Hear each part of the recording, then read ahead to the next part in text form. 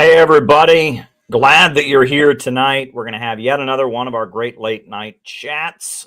Should be good. So, yeah, let's do it. Let's do it. Spoken of the American century. I say that the century on which we are entering can be and must be the century of the common man. A radical redistribution of economic power. I mean, we know that racism is just a byproduct of capitalism. Everything would be all right if everything was put back in the hands of the people. We need a government that will make sure Americans are taken care of and organize the economy to serve the people, not the profits of a wealthy few. We now have the techniques and the resources to get rid of poverty. We got to start getting out there with the people. Get out of the movement and get to the masses. We need a government of action.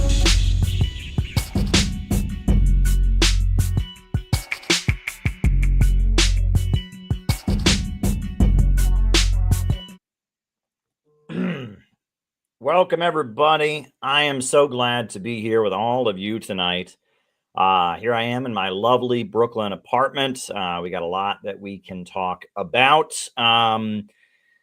We will follow our normal format, which is me giving my opening remarks, whatever it is I'm talking about. That'll be the first half of the show. Then we'll do the roll call, where I call you all out as I see you, names and locations. And then from there, I will answer your questions for the second half of the show. Now, questions can be sent as Rumble rants on Rumble. You can send a Rumble rant, or you can send me a Cash App question. You can send it via Cash App to Caleb Maupin 22 on Cash App. Unfortunately, we cannot accept super chats at this time. Our channel has been demonetized. Hopefully, that changes soon. All we can do is remain vigilant and not back down. Meanwhile, we are encouraging people to watch on Rumble. We're still going to be on YouTube. We're going to maintain our right to be on YouTube. But there you go. A couple quick announcements. First thing is the biggest event of the year is going to be our Chicago convention. It is going to be absolutely amazing. You would love to be there on July 12th, 2025 at the Midwest Conference Center. It's going to be absolutely tremendous. So please schedule everything to be there. David Fox is flying in from Australia. The Kentucky Party, Jeff Young, they're coming in for it. We got people coming in from Minneapolis. We got people coming in from around the country. Garland Nixon's going to be there. Scott Ritter's going to be there. It's going to be quite a shindig. And we've got all kinds of ideas, some of which I'll be talking about later tonight, about how to make sure that it's a big shindig, as they say. So schedule it. If there's one event you're able to make it to this year, make it this one. You won't regret it. We are going to have a tremendous event in Chicago. Be there, July 12th, 2025. Also, I'm headed to Los Angeles pretty soon, next month, April 19th. I'll be in LA. So if you're a California person, I do not make it out to California very often. But if you're a beloved member of this community, somebody who likes this, or you're completely new and you just want to find out what we're all about, if you want to meet some CPI, Center for Political Innovation members, IRL in real life, this is a great place to be. So come to the Do You Believe in Growth workshop that we are doing in Los Angeles on August 19th. It's going to be very, very awesome. So as I said before, the way we do the question part of the show, first it's opening remarks, then we do our roll call, then we do the question. The way we're doing it is we'll answer Rumble rants on Rumble, and you can Cash App me, Caleb Maupin 22 on Cash App. That is the way to send your questions, because right now YouTube is being suppressive of our free speech. They basically demonetized this channel because I advocated a Joe Biden policy. Joe Biden changed U.S. government policy with regards to certain organizations. I thought that was the correct thing for him to do. And when Trump reversed that decision, I opposed it. And then they demonetized my channel. Absolutely outrageous. It was a monetized, it was a an automated decision, most likely. And we are fighting to get it reversed. And hopefully we will be able to get it reversed soon. I did not receive a strike, only a warning. So we're hoping that I will be able to apply soon to get remonetized. It's some bullshit censorship, and hopefully we have it overturned soon. But for the moment, you can do your part by thinking of a good question for me to answer in the second half of the show and sending it to me on Cash App. Send me $5, $10 or whatever with your question, just like normal. Just send it on Cash App, or you can Rumble rant me. But unfortunately, because of the way we're being censored at the moment, you cannot send me questions on Super Chat on YouTube, and that's really, really unfortunate. So yeah, I just wanted to throw that out there. I'll just leave that up there for a little bit. As we just jump into it. So I went on Due Dissidence podcast, as Pacheco Roan says in the chat. He's pointing that out. It was great, and it's on the Rumble. You can watch it. It's on Twitter. If you go to my Twitter, you can watch it. We talked for about an hour about Yemen, about the history of Yemen. It was really, really tremendous. It was a great conversation with Russell and Keaton, right? And they asked good questions. They got me talking. And it was really, really great. It's a shame that I'm not able to post that that video on this channel, but that's the way these things work. Now, I did want to mention while we're here, that there is a certain book that shall not be named. We would really like to distribute this certain book very widely. In fact, wouldn't just like it. I've put in an order with the printer. We're printing 1,000 copies of this certain book that shall not be named.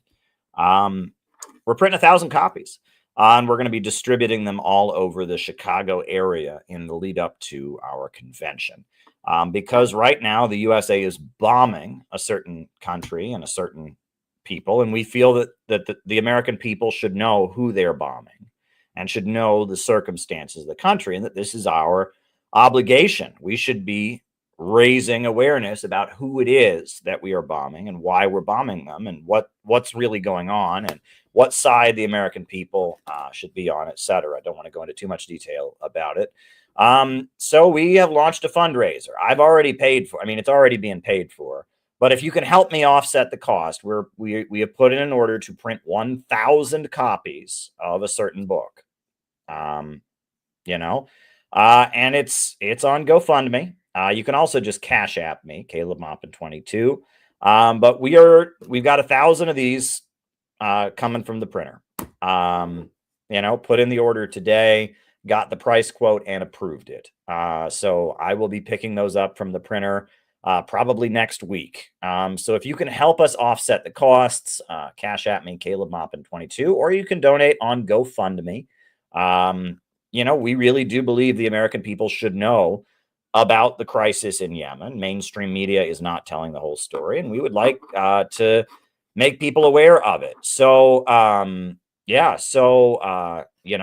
if you understand how important this book is and the truth in it, then please help us print it. Please help me offset the costs. I put in the order to print 1,000 of them today, and I could use any support possible, whether on GoFundMe or on Cash App, to offset the costs of printing the book. It is not cheap to print 1,000 books, but it is necessary. And we are using it to build our convention. We're going to have the poster for the convention, the July convention in Chicago on the back. It's all set. The order is with the printers. They've already started. So please help me offset the costs. If you can, send me a nice donation. I'm kind of doing it out of pocket, but that's how I do these things. Right now I have an income, which is good. And I have some money to spare, and I know this is important. So, if you can help me offset those costs, that would be awesome. Look, I said I am absolutely opposed to the actions that Donald Trump is taking in the Middle East right now. They're horrible. And I am absolutely, how should I say it? I'm not absolutely, I'm nervous and hopeful about what is happening in Saudi Arabia right now. So, for those of you who may not have seen, there was just a 12-hour negotiation marathon between the United States and Russia in Saudi Arabia. And at that negotiation, the representatives of Russia and the representatives of the United States, they took 3 eating breaks during that 12 hours, and they reached some kind of joint understanding. Tomorrow, we will have a statement from the U.S. and Russian negotiation teams together. They will be releasing a statement together about what has been achieved. Now, it was revealed, Trump's negotiator revealed in his interview with Tucker Carlson that Russia will be, the USA will be recognizing Russia's control over certain territories. They didn't say which ones, but in order for this negotiation to actually happen, Russia's control and Russia, part of certain territories being part of Russia is something that the United States is going to recognize as part of the process of ending the Ukraine war. Now, we don't know what was agreed on during this 12-hour marathon. We do know that Ukraine was consulted quite a bit beforehand and that they're now talking to Ukraine. But we will have tomorrow, we are told, a joint statement between the U.S. government and the Russian government. Their negotiation teams will release a joint statement about how we're going to move toward ending the war in Ukraine. Now, that's huge, and that's big, and that's dramatic. And I'm really happy to see that happening. I'm, again, still holding my breath because it hasn't happened yet. And because I know the Ukrainians who tried to kill Donald Trump, the Ukrainians who are obsessively anti-Russian and have a kill list with people like me on it who advocate peace with Russia, they are desperate to keep this going because there's a huge amount of money to be made. And Zelensky and his inner circle have lined their pockets from this war. And there are points that are being worked out. Apparently, the United States and Ukraine are going to work together to build power plants. Now, whether those power plants will be owned by the U.S. government or by the Ukrainian government, but funded and developed by the United States, that's being worked out. But the USA is going to be more economically invested in Ukraine. Ukraine's minerals are going to be under U.S. Oversight. Meanwhile, at the same time, in addition to that, and thank you to the person who just sent a super chat. Let's see if it was a question. I just want to make sure, see if it's a question or if it's just a donation to support the book efforts. Well, there's no question with it. So thank you to the person who just sent a Cash App, donation. I don't see a question with it. So I assume that is just to help with the book efforts. So thank you. That'll go to offset the cost of the book.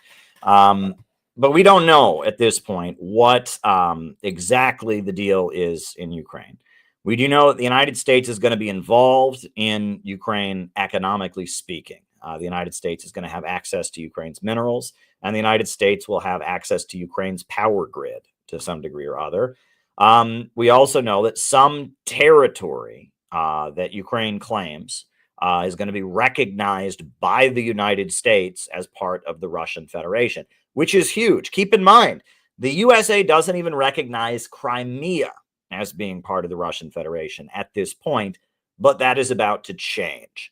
So, right, let's flash back. What happened, right? We know that, Crimea has always been considered part of Russia. There was the Crimean War, right? Crimea is a peninsula, and it's a very, very small peninsula, and it is very strategic for naval purposes.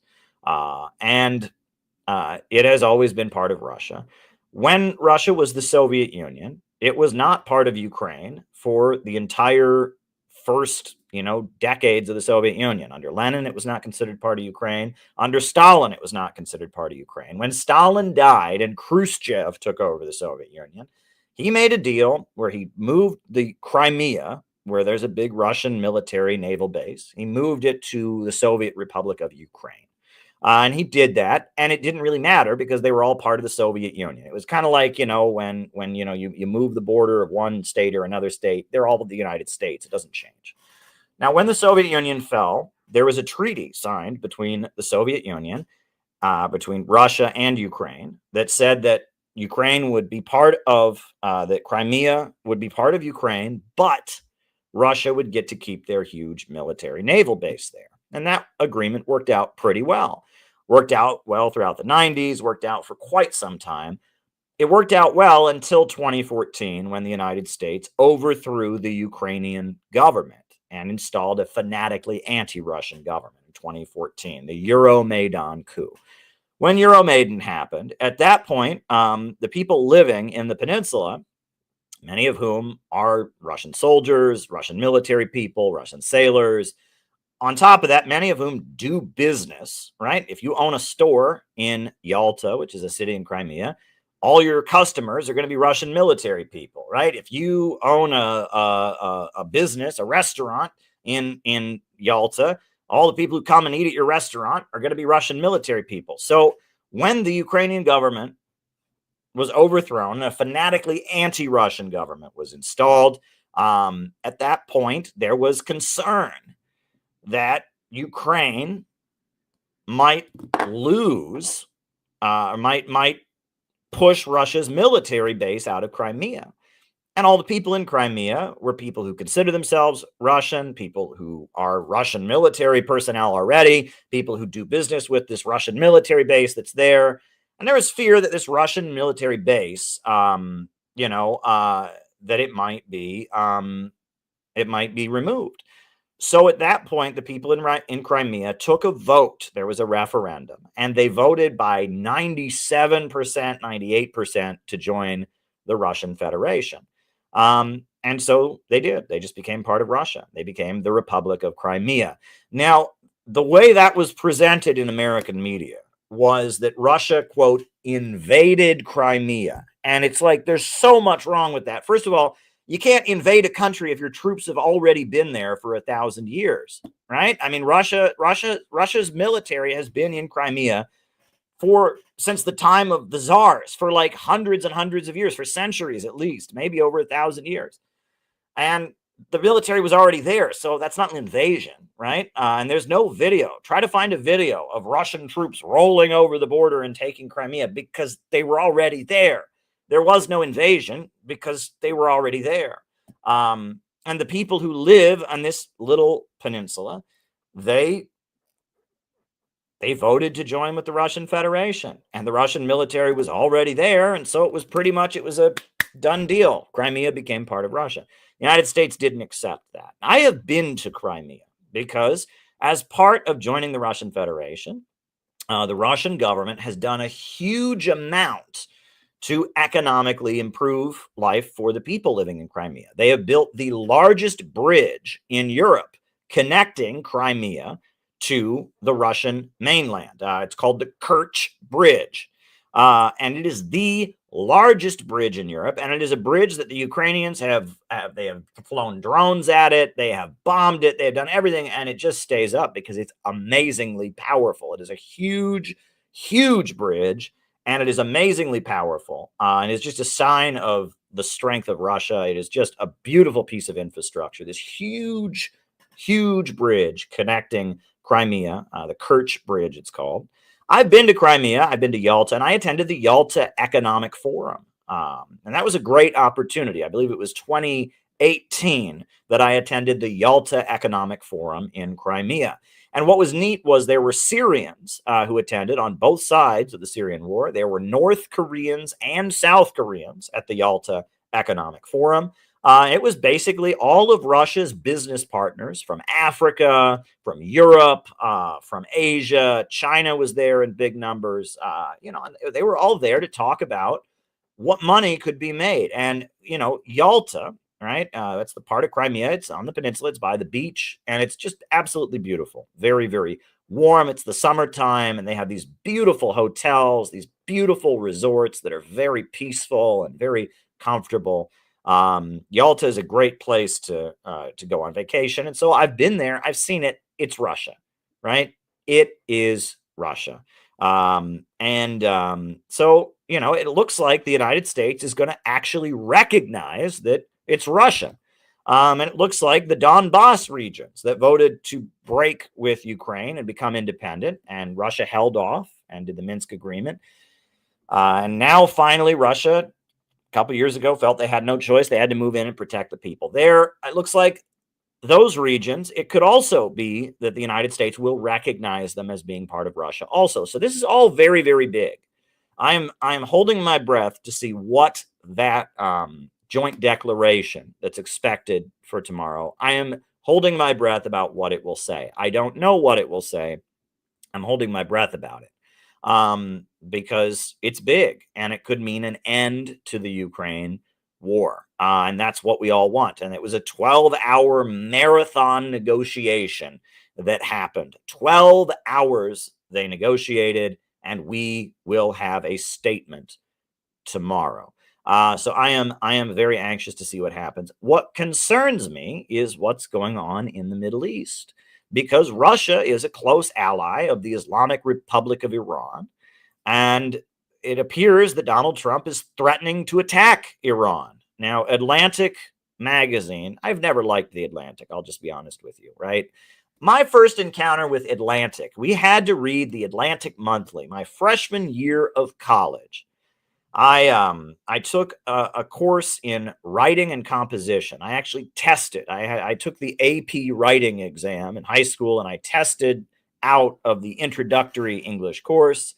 And so I thought, this is great, right? I'm starting my first year of college, and I get to take advanced writing. So I took my advanced writing course, and what did we do? We read the Atlantic Monthly. Every class, we read an article from the Atlantic Monthly, and we discussed it as a group. And I read the Atlantic Monthly, and I got to tell you, that is a neoconservative publication. That is a neocon rag. Years ago, it was associated with Mark Twain and all that, but they call it Atlantic Monthly. It should be called Atlanticist Monthly or NATO Monthly. It is a propaganda magazine, if there ever was one. The Atlantic. You know, it's a place that neocons write about foreign policy. And what's funny is many of the articles that we read in my class were so laughably wrong. You know, for example, we read an article. There was an article that came out, and this was when I was in college. This is 2006. I was in college, and the article was called When North Korea Falls. And it was predicting that North Korea was going to fall in 1 or 2 years. I kid you not. 2006, I sat in an English class and read When North Korea Falls. And they were insisting that North Korea was going to collapse in 1 or 2 years. Well, it didn't collapse, you know, and they just got it devastatingly wrong. Wah, wah, wah, you know, and there were many articles like that in the Atlantic Monthly. I had to read the Atlantic Monthly. So the Atlantic is awful. You know, but now we've got these leaked texts from a Signal chat group where the editor of the Atlantic, who is a Zionist, who is a NATO imperialist, you know, I mean, he revealed what he says is a conversation. He was in a Signal chat group about fighting with Iran, about attacking Yemen. Now, there are some sources in government that are saying it is real, and there are, the Trump administration, Pete Hegseth and others say it is not real. I have no idea if it's real or not. I mean, how would I know? You know, it is weird that certain sections of the government, like the National Security Council, are saying it's real when, you know, Pete Hegseth is saying it's not real. I don't care if it's real. What I care about is what happens. That's what I'm concerned with. And that war with Iran is a disaster. It is something that should not happen. We should not have a war with Iran. And if we have a war with Iran, how are we going to have peace in Ukraine? Because Russia supports Iran and Iran supports Russia. And I mean, you know, a war with Iran is World War III, right? If the USA attacks Iran, Russia's going to have to protect Iran. Russia would lose all credibility if they didn't protect Iran, if the USA attacked them, right? I mean, Russia protected Syria for quite some time. They sent their military into Syria, and if they don't protect Iran, Russia will lose a vitally important ally. Russia has to protect Iran, and Russia is very embedded in the Iranian economy and vice versa. And so if the USA were to attack Iran, at that point, Russia is going to have to protect Iran and then a peace deal in Ukraine. I don't know how we would get a peace deal in Ukraine at that point. So that is my fear. This Middle East stuff could ruin everything. What I think is interesting, there is a layer of people, I don't think there's many of them as individuals. I don't think there's that many of them, but they have a lot of money. And they are people that are pro-Russia and pro-Israel. There's not that many of them, I don't think, especially since the war in Gaza, especially since October 7th. But, I met them when I was in Russia. There's Israeli delegations. And there is a TV channel in Israel that is a Russian language channel that is sympathetic to the Russian government. And there is a layer of people that are sympathetic. They think Russia is great. Russian President Vladimir Putin's awesome. And they hate the Palestinians and they hate Iran, and they are blind supporters of the Israeli government. And those people, they are this weird layer of people. I don't think there's very many of them. And I think, I mean, at this point, a lot of the people in Israel who were hard right-wing Zionists, big supporters of the government, that also liked Putin, no longer like Putin, because Russia has taken a very strong stance condemning what Israel has done against the Palestinians. There's been times where Russia has been very pro-Israel. Russian President Putin has been friendly to Netanyahu in the past. He's come out and said Israel is defending itself when they've struck Gaza, etc. Not this time. The Russian government has come out and said, nope, what Israel is doing in Gaza is wrong. They have condemned October 7th. They don't see October 7th as legit resistance, as many Palestinian activists do. Regardless, they have said that Israel's bombardment of Gaza is unacceptable. They have called for a ceasefire from day one. And the Russian foreign minister, Sergei Lavrov, directly told Trump not to do what he's doing in Yemen right now and said, you need to negotiate with the Houthis. You need to talk to the Houthis. That is what was said by the Russian foreign minister to the United States. He opposed the bombing. So, I mean, there are a layer of people who are pro-Russia but anti-Palestine, pro-Israel. They're very strange, and I wonder how much power they have, because Trump seems to be moving toward peace in Ukraine very quickly. I mean, things look very, very, very good for Ukraine, but they look very, very, very, very bad in the Middle East right now. And these leaked messages that we can't confirm, they're awful, and I don't know what to make of it. I will say that while I'm very excited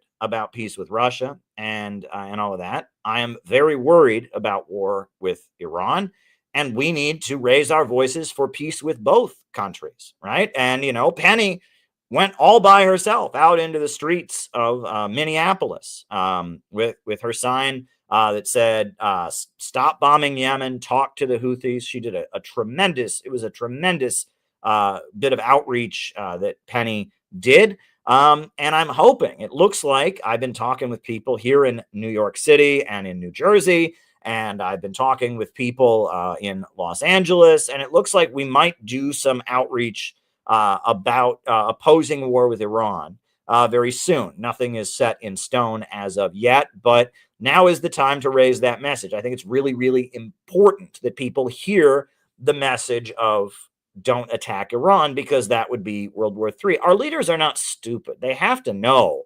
That attacking Iran means World War III. I know Donald Trump likes to bluff. I know Donald Trump likes to beat his chest. But what is happening in Yemen? I mean, they're bombing Yemen around the clock right now. Civilians are dying, etc. And the Houthis are not going to surrender for reasons I made very, very clear on Do Dissidents podcast. If you watch it, can't get into that here. There's a book somebody wrote about it, but that said, the Houthis are not going to back down. So the only way to de-escalate this conflict is to talk to the Houthis. That's really the only way to do that. You have to talk to them. You have to talk to them. And, you know, the bombing that's going on. Look, I mean, I can say this much, right? A large percentage, a very large percentage, almost half, I think it's more than half of the people in Yemen don't have electricity in their homes. Well, one of the things that Donald Trump did is he blew up the power plants in Yemen. Now, that's a really awful thing to do in a country that's already not fully electrified. But there's another side to that, which is if people already don't have electricity and you blow up their power plants, what are they going to do? They're going to be like, oh boy, we don't have electricity because we never had it to begin with. You know, I mean, it doesn't affect them, right? You know what I'm saying? Like, I mean, the Houthis have been up in the mountains of Yemen for 1,000 years. Every household has a gun. Every family in Yemen, in the Houthi regions up in the mountains, has a gun and believes it is their duty. And consistently, the Houthis get 1 million people at their rallies. 1 million. They can turn out like every other day, practically. Like once a week, they have a rally in the capital of Yemen, Sana'a, where there's 1 million people. Right. And they've got their banners, the cry in the face of the arrogant powers, and they wave their guns around, and, they're not going to back down. And they have been raised from the time they are little to believe that the best thing you can ever be is a martyr. The best thing you can ever be is a martyr, is someone who dies for God or dies for the oppressed. So, and their founder told them that there would come a time when they would stand with the Palestinians in a way that no one else would, right? And so they're not going to go, oh, you bombed us, better stop. Not going to happen. Not going to happen, right? And they spread a rumor that the leader of the Houthi movement, Abdul Malik al-Houthi, was dead, and that was confirmed to be false. He's not dead. He ain't dead, and he's going to be, he's still giving his very powerful speeches on television. Trump needs to negotiate with them. I can't really go into too much detail about it. Go watch my interview with Due Dissidence. I can't say too much more about it, though there is a book that somebody wrote that we're trying to, distribute. Please, we have a GoFundMe set up. But, if you can donate to help us, offset the costs, I've already sent it to the printer. We're printing this book. We're getting this book everywhere. So if you can offset the costs of our book about Yemen, we have created a GoFundMe, or you can just Cash App me directly. The Cash App, you can donate on the Cash App, or you can donate on the GoFundMe. But we are trying to raise funds to distribute this book. And, you can help us do that. That would be great. Or you can Cash App me, just like when you would send a question. But we've already sent the order to the printers. It's already happening. The question is how much of it I have to pay out of pocket. Basically, I'm lucky to have an income at this point. I do have an income because of an arrangement, and I'm using some of that income to get these books printed. So there we go. So a couple other things I just wanted to chat with you all about tonight. Right? Why not? Right? Just talk about everything. So again, there's so much happening in the world right now. I do see we have a Rumble rant. Someone's asking me during the Q&A about, I'll get into what I think about the Department of Education and all of that. But so you all probably know, if you've been watching these videos for a long time, part of what made this channel blow up, the reason that I have 36,000 subscribers on YouTube, I mean, this channel's been around. I actually, right after they demonetized this channel, I got a notice that it was the 17-year anniversary of this YouTube channel. Can you believe that or not? This YouTube channel has been around for 17 years. 17 years this channel has been around. I started this YouTube channel when I was in college, when I had a debate with a conservative on my campus. I was a member of the Workers' World Party, and he was a Republican whose life goal was to work for the CIA. And so I wanted to preserve my speeches from the debate. So I took the videos of the debate and I started a YouTube channel, and I put the YouTube the videos on this channel. So 17 years this channel has been around. And we didn't have that many subscribers. We got like 1,000, 2,000, whatever. It was never huge, right? I remember when I would get 500 views on a video, I'd be like, damn, You can't send a super chat, Gleb, because we've been demonetized. So you'll have to, send a Rumble rant on Rumble or Cash at me. We have been demonetized. That's why. But anyhow, so I remember when I would get 500 views on a video, I was like, wow, 500 people. It was this was a small channel for many years. I would post clips. I'd go to protests in New York City and film them, or not even in New York City, and in Cleveland where I lived, and film them. And I would just do little things here and there.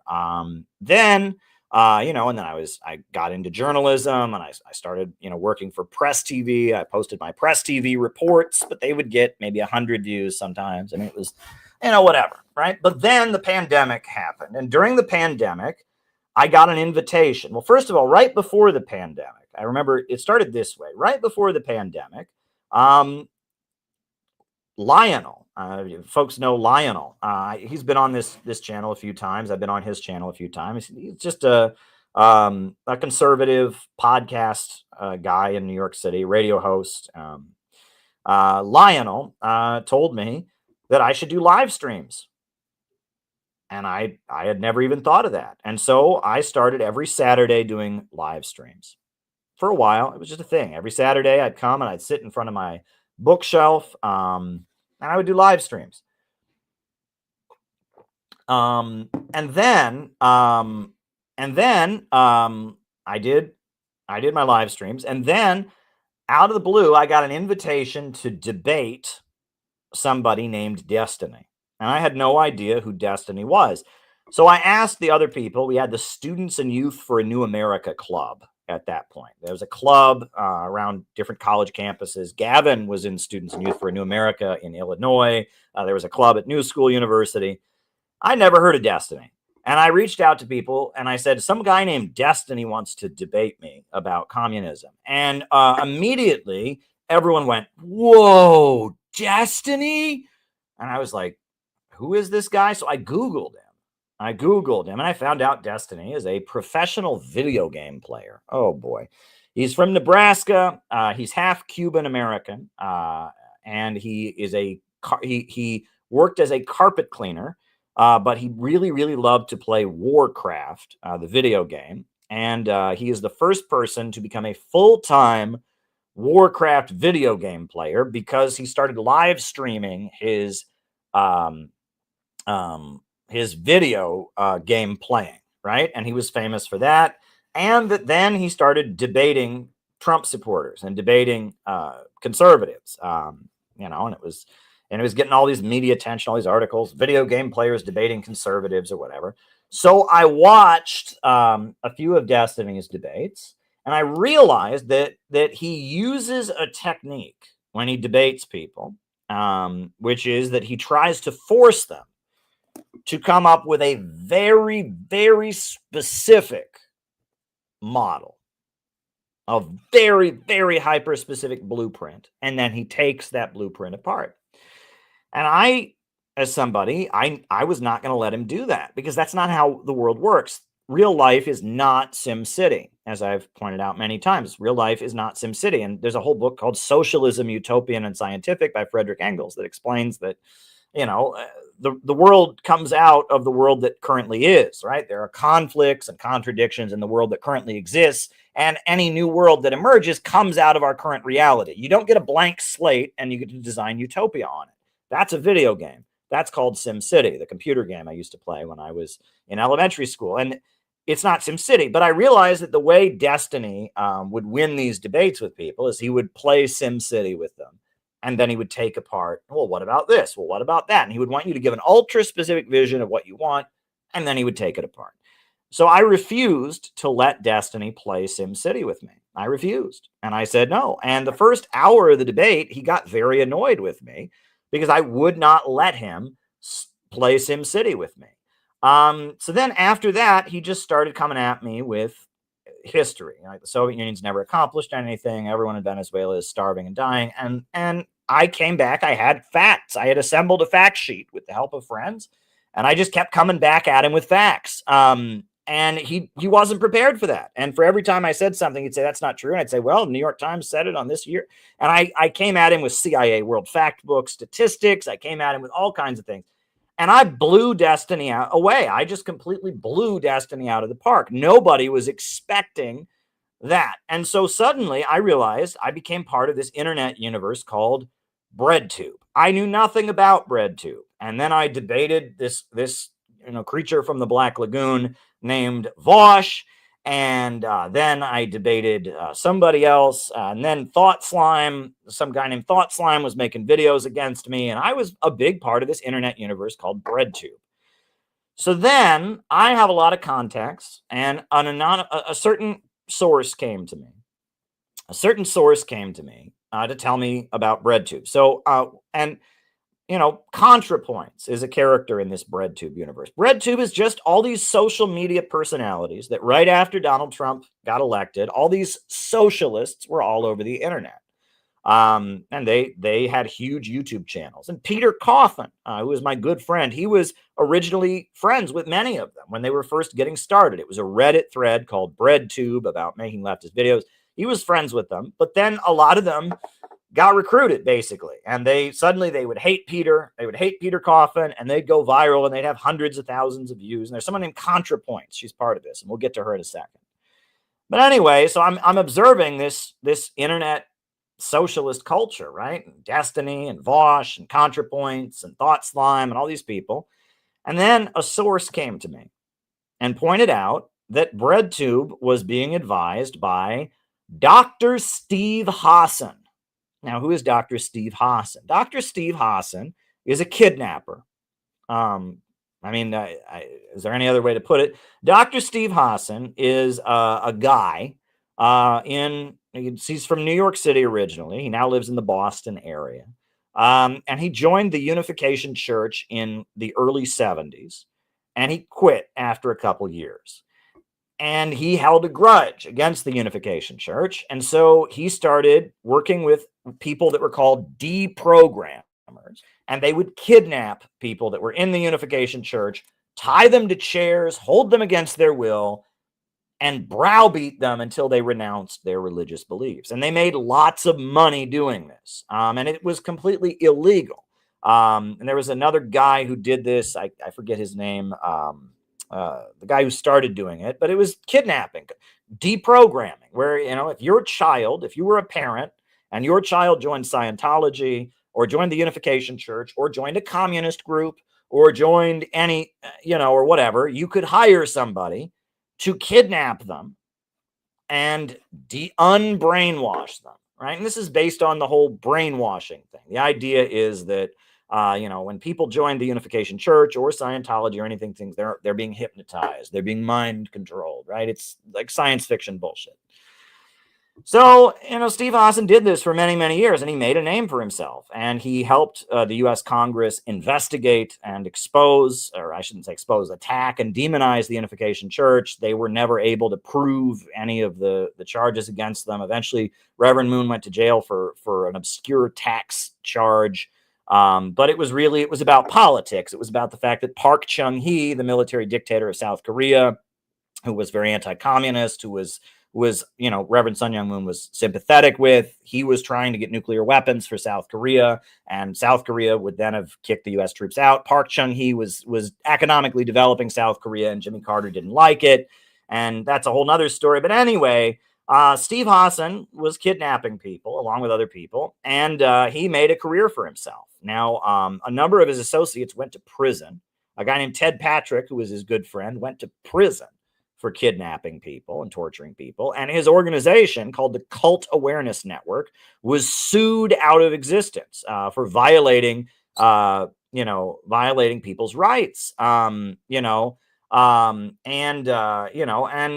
Steve Hassan, he's made a career for himself, and he's goes on CNN all the time, and he's just the world's expert on cults. I found out through a source that shall not be named that Steve Hassan was advising BreadTube. And so I wrote a book, BreadTube Serves Imperialism.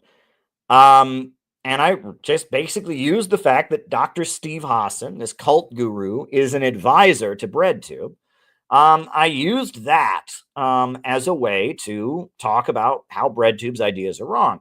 Dr. Steve Hassan is very, very much in bed with the American government. He is an intelligence asset and then some. Dr. Steve Hassan, first of all, huge Zionist, right? Huge supporter of Israel, huge supporter of Israel.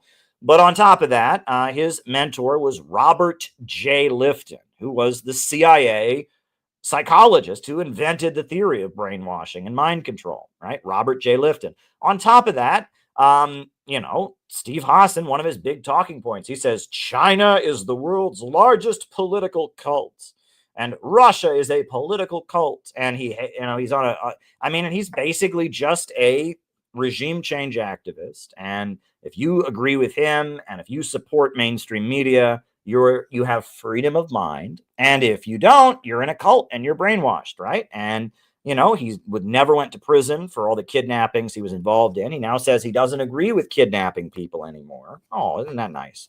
Right? He now agrees that, legal adults shouldn't be held against their will.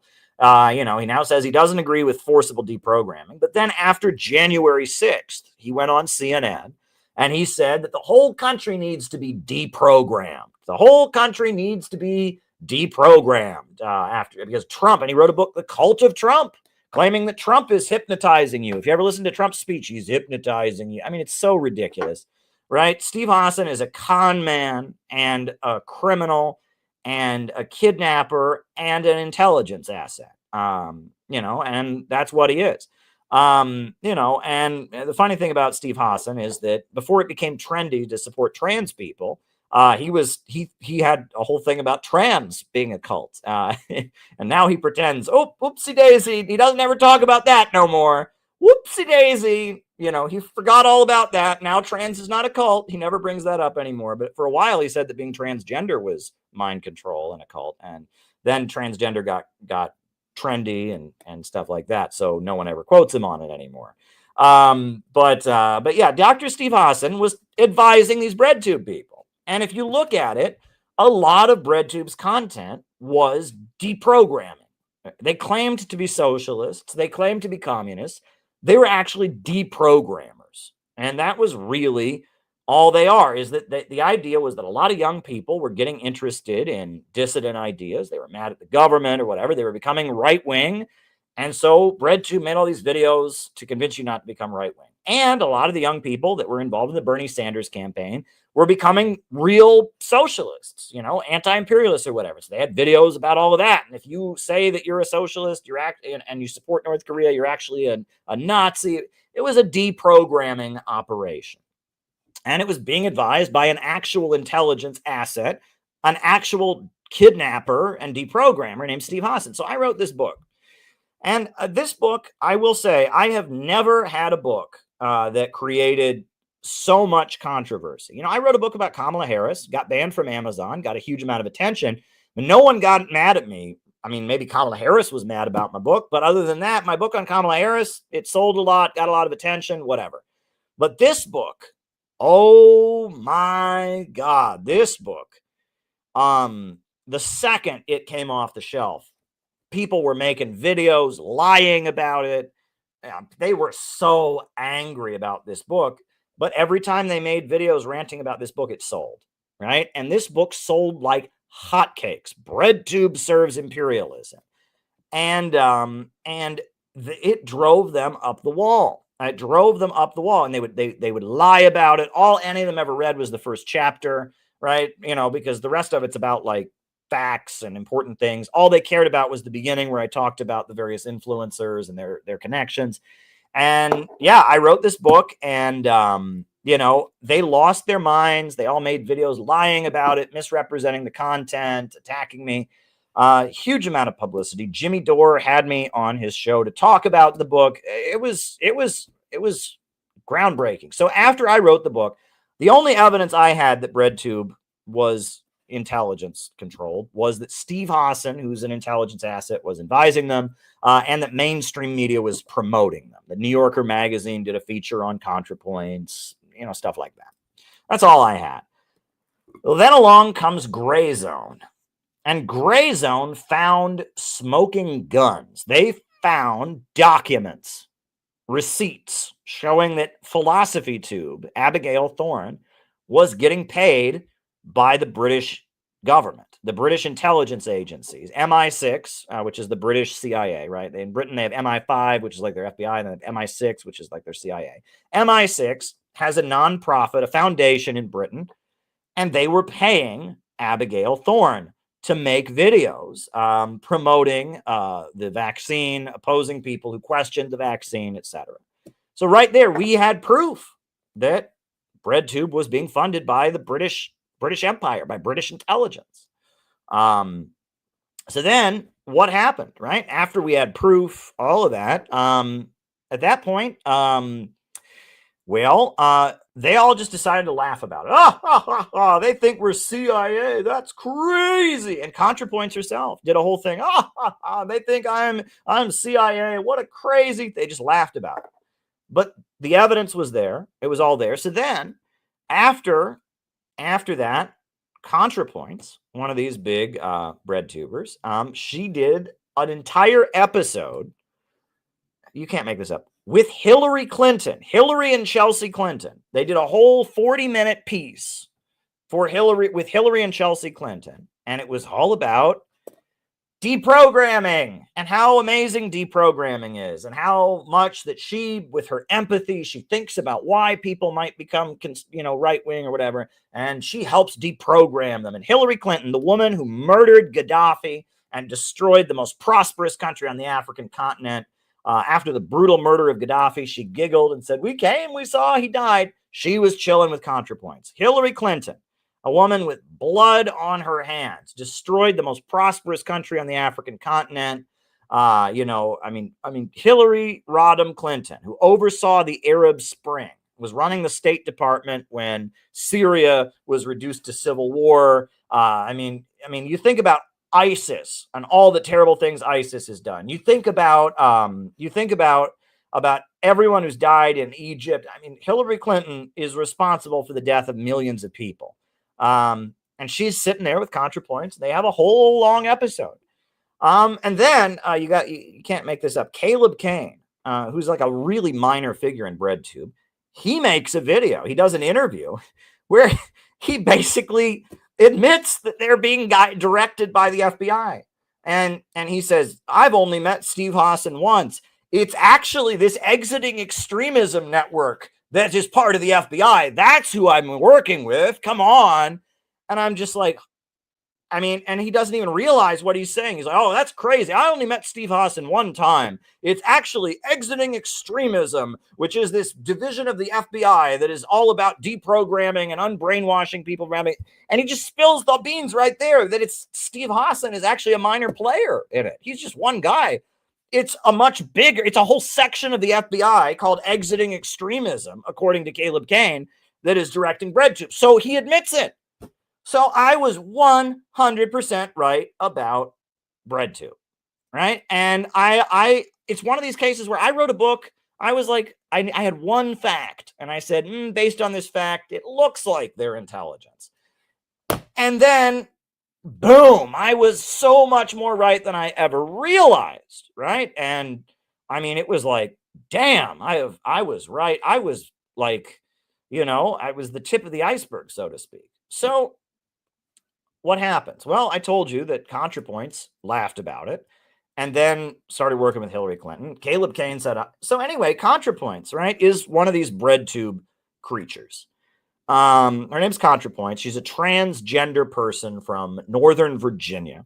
And she makes videos about how there's all these people that are actually secret Nazis.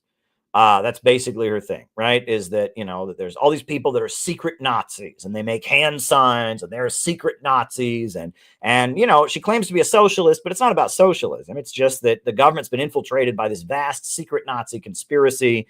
So look at people's hand signs and look at, and then that's how you can tell they're all secret Nazis. It's crap content. For a while, ContraPoints,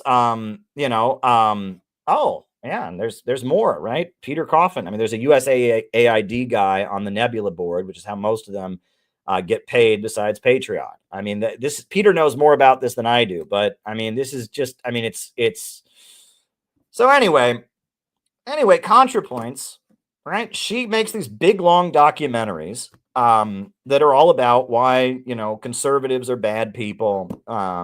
She has one going after young men that are incels. She's got one going after, just anything right wing. She's against it. She has a whole video that says if you don't vote for the Democrats, that's a lot like suicidal ideation. I love that part, right? That, not voting for the Democrats is a lot like killing yourself. I mean, that gotta love that.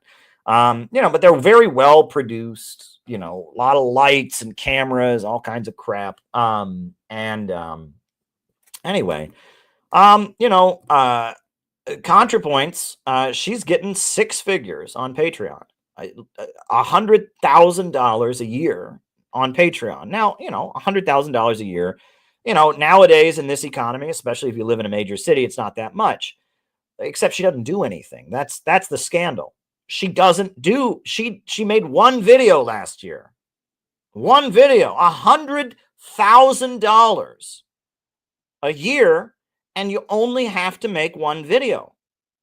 And she's making all this money on Patreon. And it's pretty ridiculous. So, ContraPoints, and, she had a drug addiction issue, which I know plenty of people who've struggled with that. I don't hold that against her, right? Many people struggle with addiction. And that's, I wish there was more sensitivity around those kinds of issues. If I were to have a drug addiction issue, they would make fun of me relentlessly. They'd call me Heroin Caleb or something like that. But she had a drug addiction issue and we don't hold that against her. But regardless, she's making $100,000 a year from Patreon and she makes one video a year. Last year, she made one video in the entire year and it was about the Twilight novels. It was about the Twilight novels. Twilight, the vampire novels. That's what it was about. And it was about the Twilight novels and how, they reflect about women's sexuality and all kinds of stuff. I'm just like, okay. Well, now ContraPoints dropped another big, long video today, and it's about conspiracy theories. I have not watched it. Peter watched some of it. I just have no desire to watch it, but it's all about conspiracy theories. And the reason I'm not watching this is because fuck her, ContraPoints, you claimed that this book was a conspiracy theory. And everything I wrote was when I am right. So how do you have any credibility to talk about conspiracy theories when you are yourself involved in a conspiracy as a deprogrammer? You're working with Hillary Clinton. You're working with USAID Nebula. You're working with the FBI's Exiting Extremism Division. So you're involved in a conspiracy. And when somebody pointed that out, like me, you made a joke about it. Why would anyone watch a film that you made about conspiracy theories? You're a lying piece of crap, okay? And this just shows you how rigged social media is.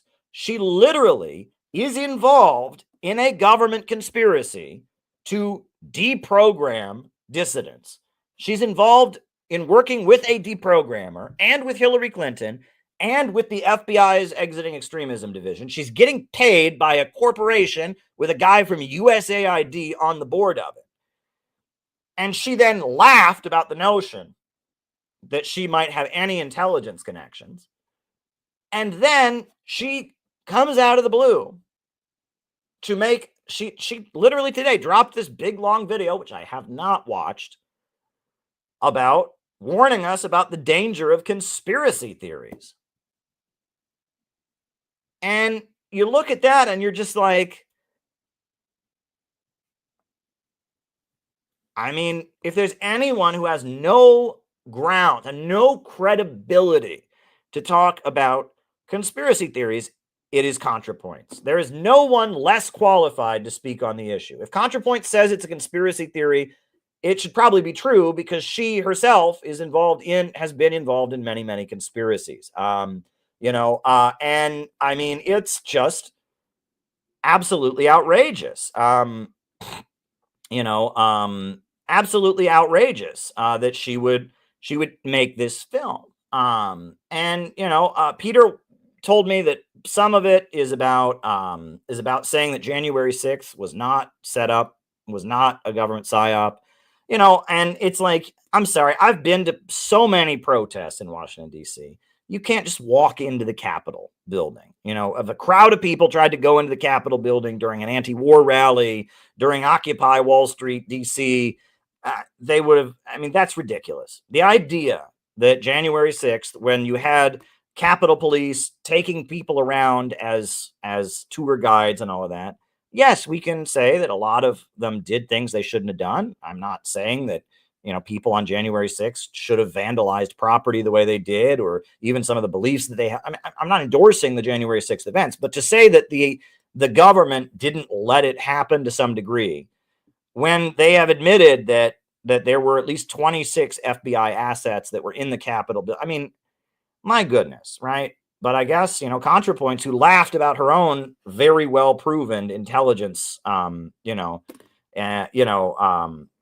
connections. Peter says it's a more sophisticated version of the CIA doesn't do bad things anymore. Wow. Well, it's a good thing that when the CIA was doing bad things before, they told everyone about it and were completely honest and transparent. It's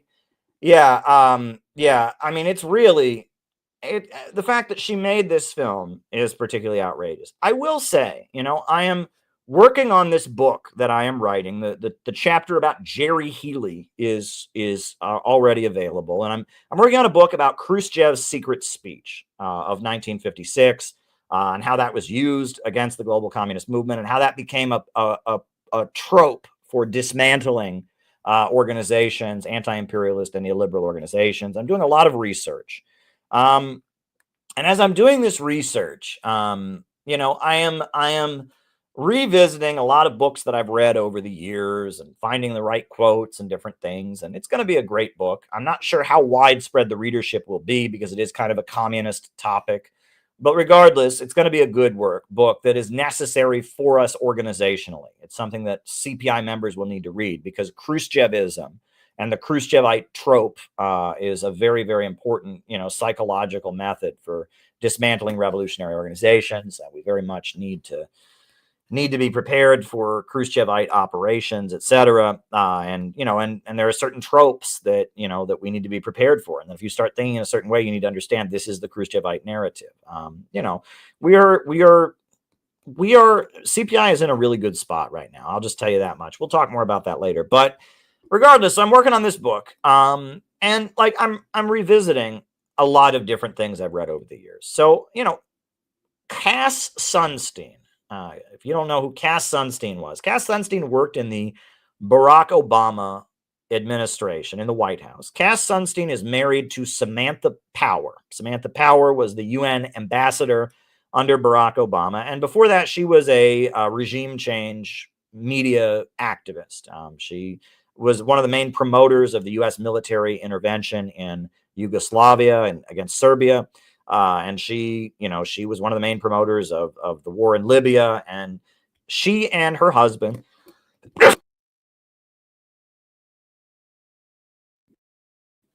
Cass Sunstein, Samantha Power and Cass Sunstein, they worked in the Barack Obama White House.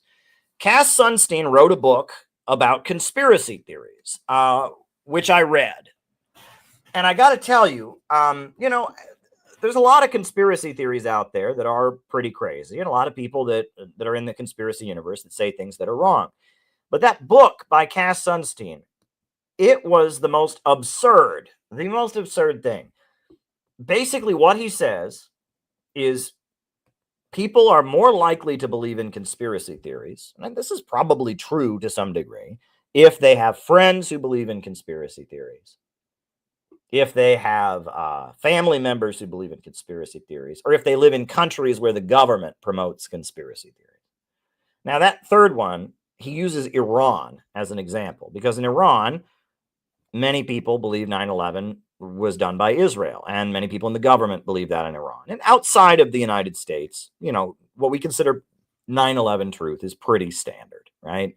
Outside of the West, I should say. And Britain, France, Germany, people don't think that. But, if you go to South America, people think 9/11 was an inside job. You go to the Middle East, they absolutely think it was an inside job. You go to Asia, a lot of people think it was an inside job. It's pretty standard. But, if you live in Iran, you're definitely going to think that, right? And so he says that people believe in conspiracy theories, he says, because they're conformists. And, and so we need to encourage people to be intellectually, he says, to get them to reject conspiracy theories. And I saw that and I almost wanted to laugh. I mean, is that why people believe in conspiracy theories? Because they just want to fit in with the crowd? That's the stupidest thing I've ever heard. Is that why people believe in conspiracy theories? Because everyone does. It's just what the cool kids are doing these days. The cool kids are wearing blue jeans and bell-bottom pants and why see you later, alligator, and 9/11 was an inside job. Gee golly. I mean, it was just like I heard that, and I'm just like, wait a second. He's saying people believe in conspiracy theories because other people believe in conspiracy theories. And then I realized what he was doing. It was psychological manipulation. The type of person who believes in conspiracy theories is generally somebody who is a nonconformist, intellectually speaking. And so it's like reverse psychology. You convince somebody not to think something because if they do, they're a conformist. And if you look at a lot of the bread tube deprogramming material, and if you look at a lot of the stuff against conspiracy theories, it's all written in this very intellectually snobby way, right? And the thing is that a lot of quote-unquote conspiracy theories require you to know stuff. They require you to know history. And that the response to conspiracy theories generally, among the U.S. public is eye rolls, right? I remember when I was in college, I would talk to people about COINTELPRO, how the FBI said it was aiming to stop the rise of a black messiah, how they murdered Fred Hampton, and people would roll their eyes. Oh my God, that's crazy. The FBI would never do that, right? It was just this like, you couldn't possibly believe that. It was, ignorance was the response. And so people that are a little bit smarter, people that actually want to know stuff, people that actually want to learn, would go and look up that there was COINTELPRO, that there was, and they would learn these things, and there you go. Well,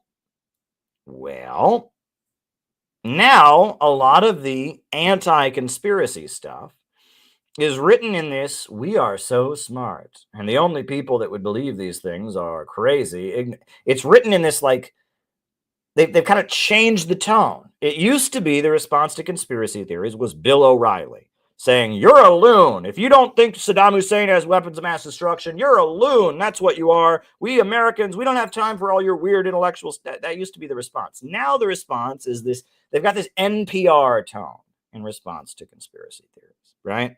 It's like, well, I'm really well informed and I read the news and I am aware of these dangerous people that think things. And they still don't address any of the arguments, and that they still don't point to any of the, they don't really refute things, but it's like, you can be part of our extra smart people club if you believe what the government says, or you can be one of those ignorant weirdos who does their own research on the internet. They've changed the tone. It's very interesting. But that said, I've noticed that the main way they debunk conspiracy theories, is by avoiding telling the whole story. And that's one thing I've noticed, is that, for example, this was like the first example of this that I ever saw. Is I probably still am on the email list of the Southern Poverty Law Center, which is a group dedicated to opposing white supremacists, etc. And I would get their emails. And they sent out an email, and it was the top right-wing conspiracies of the year. And one of them, it said FEMA camps. I remember this. It said FEMA camps. It said that, right-wing websites say that the government has a network of prison camps to put people in a national emergency. And their response was no such law to put people in camps has ever been passed, and no such camps exist. The whole thing is just crazy. Well, I knew about the McCarran Internal Security Act of 1951. I had seen many times Alex Jones and others cite the McCarran Internal Security Act of 1951. In 1951, in the middle of McCarthyism, the U.S. Congress passed a law that said that the U.S. Department of Justice should assemble a list of 2 million people considered to be subversive. And in a state of national emergency, those 2 million people would be placed in camps. That was a law. That was actually a law that was passed. Now, the Supreme Court overturned it, but it's actually a law that was passed. And there were actually camps, and there was Japanese internment. And, these things do exist. And I wrote a letter to the Southern Poverty Law Center, which I'm sure they never read or they just didn't care about, where I said, look, you're helping Alex Jones there because those that all anyone has to do is actually go dig up that law, and then they're going to believe Alex Jones. Why don't you tell how that law was passed to oppose communists, not to oppose conservatives, right? And then Alex Jones is always telling his audience that Obama's a communist. Well, the law that he's citing was a law passed to oppose communists. Why don't you tell them that? But they wouldn't do that, would they? Because they're working for the political establishment. And that is the problem. That is the problem. And that generally dismissing a conspiracy theory, there's generally a grain of truth in every conspiracy theory. I'll just tell you, rarely are there conspiracy theories where there's not some grain of truth in them. The thing is, people take that grain of truth and they spin it out of control, or they say this means something that it doesn't mean. And that's what you have to do. If you ever read any conspiracy material, you have to look for what are called cognitive distortions, right? Because generally when you see conspiracy tracks that are way off, they will say true thing, and this true thing means this, and it does. And this true thing means this, and it does. And this true thing means this, and it does. And somewhere along the chain, there's a giant leap, right? And it's sometimes hard to spot the giant leap. But when you read conspiracy literature, and I'm always very careful to do this, I look for the leap, right? And there'll be a huge unsourced statement, or there'll be a huge, a huge claim, right? And they can't prove it, right? And that is what you have to do when you read conspiracy stuff. You have to be very careful because, one thing that is a problem is that many people are intellectually disinterested. Many people just don't want to know. They just don't care, right? That's when I talk about living biologically. Many people are not awakened and thinking about the world around them. They're just kind of going through the motions. A lot of people just don't care, right? So because most people don't care, there are a lot of facts that are very interesting, that are very not obvious, that are true. And if somebody comes along and presents those facts that are not obvious and are very interesting, people will be very impressed by them. However, everything that goes with those facts isn't necessarily true, right? If you never heard of the McCarran Internal Security Act, somebody came along and they said, did you know there's a law to put Americans in camps? And you say, that's crazy. And then they show you the law. Here is the law. And here are the camps. And here's Japanese internment. They did it during World War II. They put out all the Japanese people in camps. Did you know that? And somebody who worked in the Bush administration, Michelle Malkin, wrote a book saying that it was good to put those people in camps. They should do the same thing to Arabs, they just showed you a bunch of true things that are not obvious. But then that person can go on and say false things. And you're likely to believe them because they just blew your mind, showing you true things you didn't know about that they proved to you are true. And then they follow up with, and that's because, and you have to be very careful with these kinds of things. You have to look for, where is the cognitive distortion? This part is true, this part is true, this chart is true. But wait, you said that means, and that's not what it means. Right? And you have to do that, right? And it's hard work. It's hard work. It's not easy. It's not easy to do. I always tell people to always avoid saying you know what actually happened. Right? You know, if 9/11, I think the official story has a lot of holes in it, but I don't know what really happened. Right? And you say to me, well, Caleb, Israel did 9/11. How do you know that? How do you know that? Now, you can argue that 9/11 was to the benefit of Israel because it led to hatred of Muslims. It led the USA to be more involved in the Middle East, but you don't know that. You don't, unless you really don't know that Israel was directly involved in 9/11, but you can ask some questions, right? And you know, I mean, this is how things are with conspiracy theories, right? Is that you can say there's a lot of things about the standard interpretation of events that don't add up. That's fine. When you start saying what actually happened, and that's where a lot of people go off the deep end, because you don't know.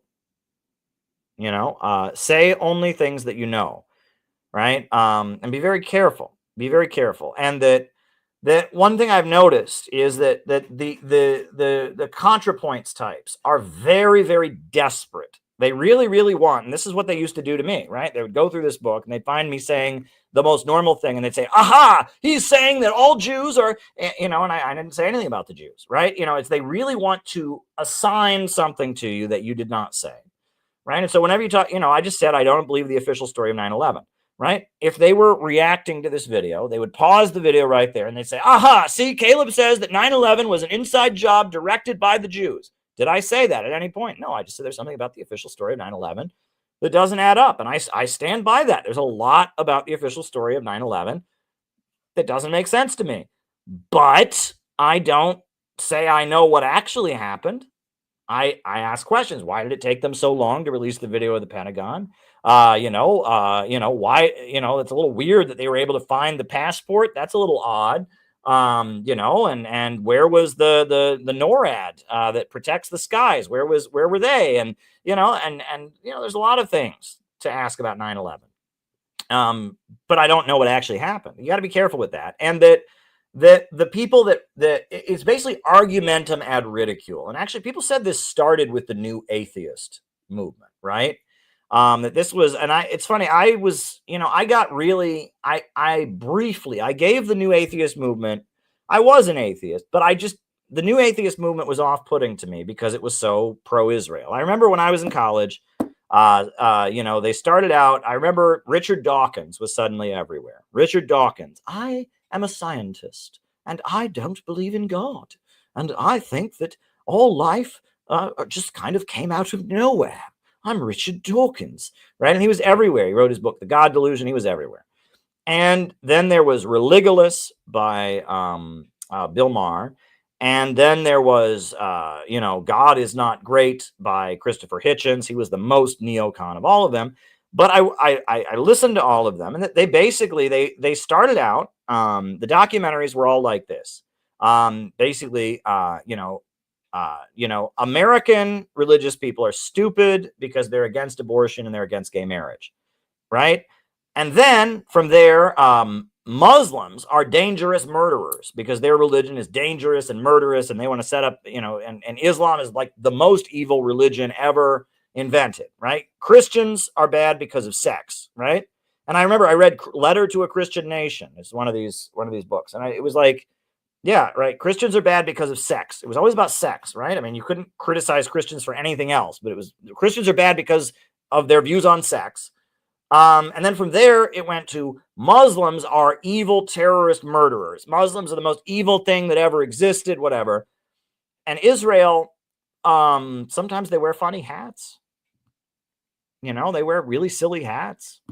You know, and they do silly things for their you know, for the Shabbat, the Sabbath, or whatever. They have their lights on timers. That's kind of silly, right? And it was like Israel got a free, Judaism and Israel got a huge free pass from the New Atheist movement.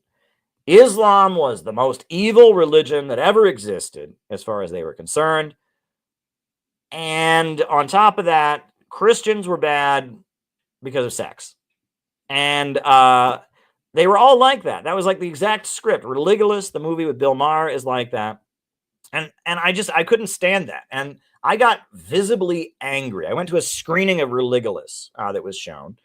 And towards the end, he started talking about all the people who died because of religion. And he had this like long montage. And I got visibly angry because he showed the IRA and the Irish freedom struggle. And it's like, oh, look, if it wasn't for religion, no one would have died in Ireland. And it's just like,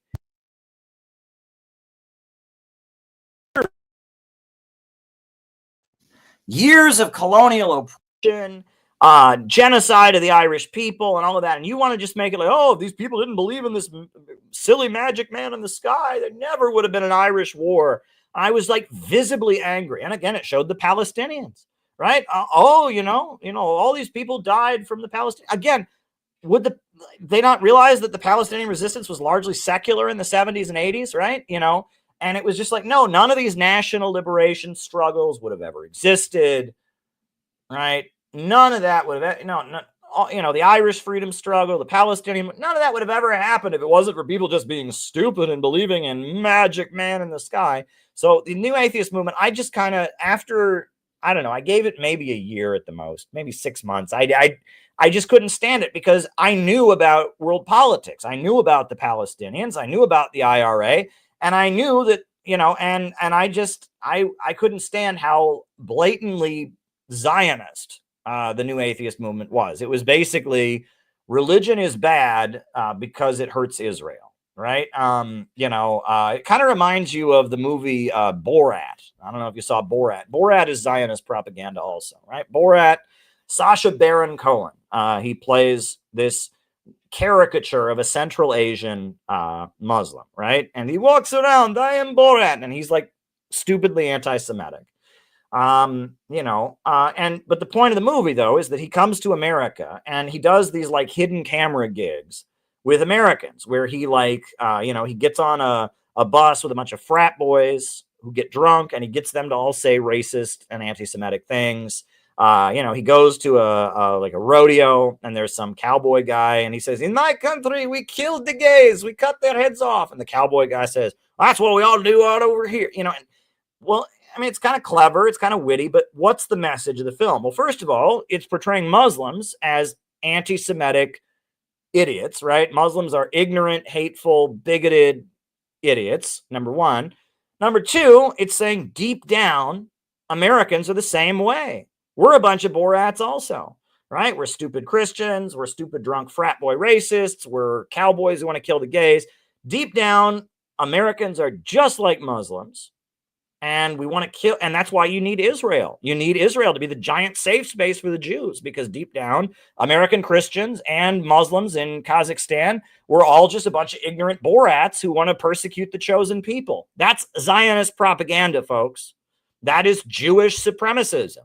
That's the message of the film, right? It's really vile stuff, but that's basically what the New Atheist movement was saying, right? Is that Muslims are the worst because they're, the direct threat to Israel, the Palestinians or whatever, but Christians are also bad, and that you need Israel to be a safe space for these people that are just so much smarter and better than everybody else, right? That's called Zionist propaganda. That's what Zionists believe, right? And that's not what Jews believe, right? Judaism is a religion, right? Neturei Karta, those folks that are at every pro-Palestine demonstration, they don't believe that. There are many Jewish people who don't believe that. But Zionism, the ideology of Jewish nationalism or Jewish supremacism, that is what they believe. We are this special people that's better than everybody else. Deep down, everyone else wants to kill us. That's Zionist propaganda. So I could never stomach the New Atheist movement.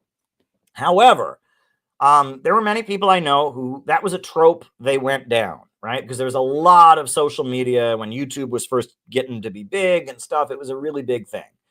There was The Amazing Atheist, and there was many YouTube channels that were very big by new atheists. And what they would do is they would show a religious person saying something, and then they'd stop the video and go, oh my God, he thinks a snake can talk. That's crazy. Oh, I've never seen a talking snake. And they would just like, what is the religious person saying? And then pause the video and present it as the person being stupid, right? Basically, that was what they would do. And BreadTube followed that format, right? And so that's what they would do to me. I would say the most normal, benign thing on YouTube. They stop the video. What he means is,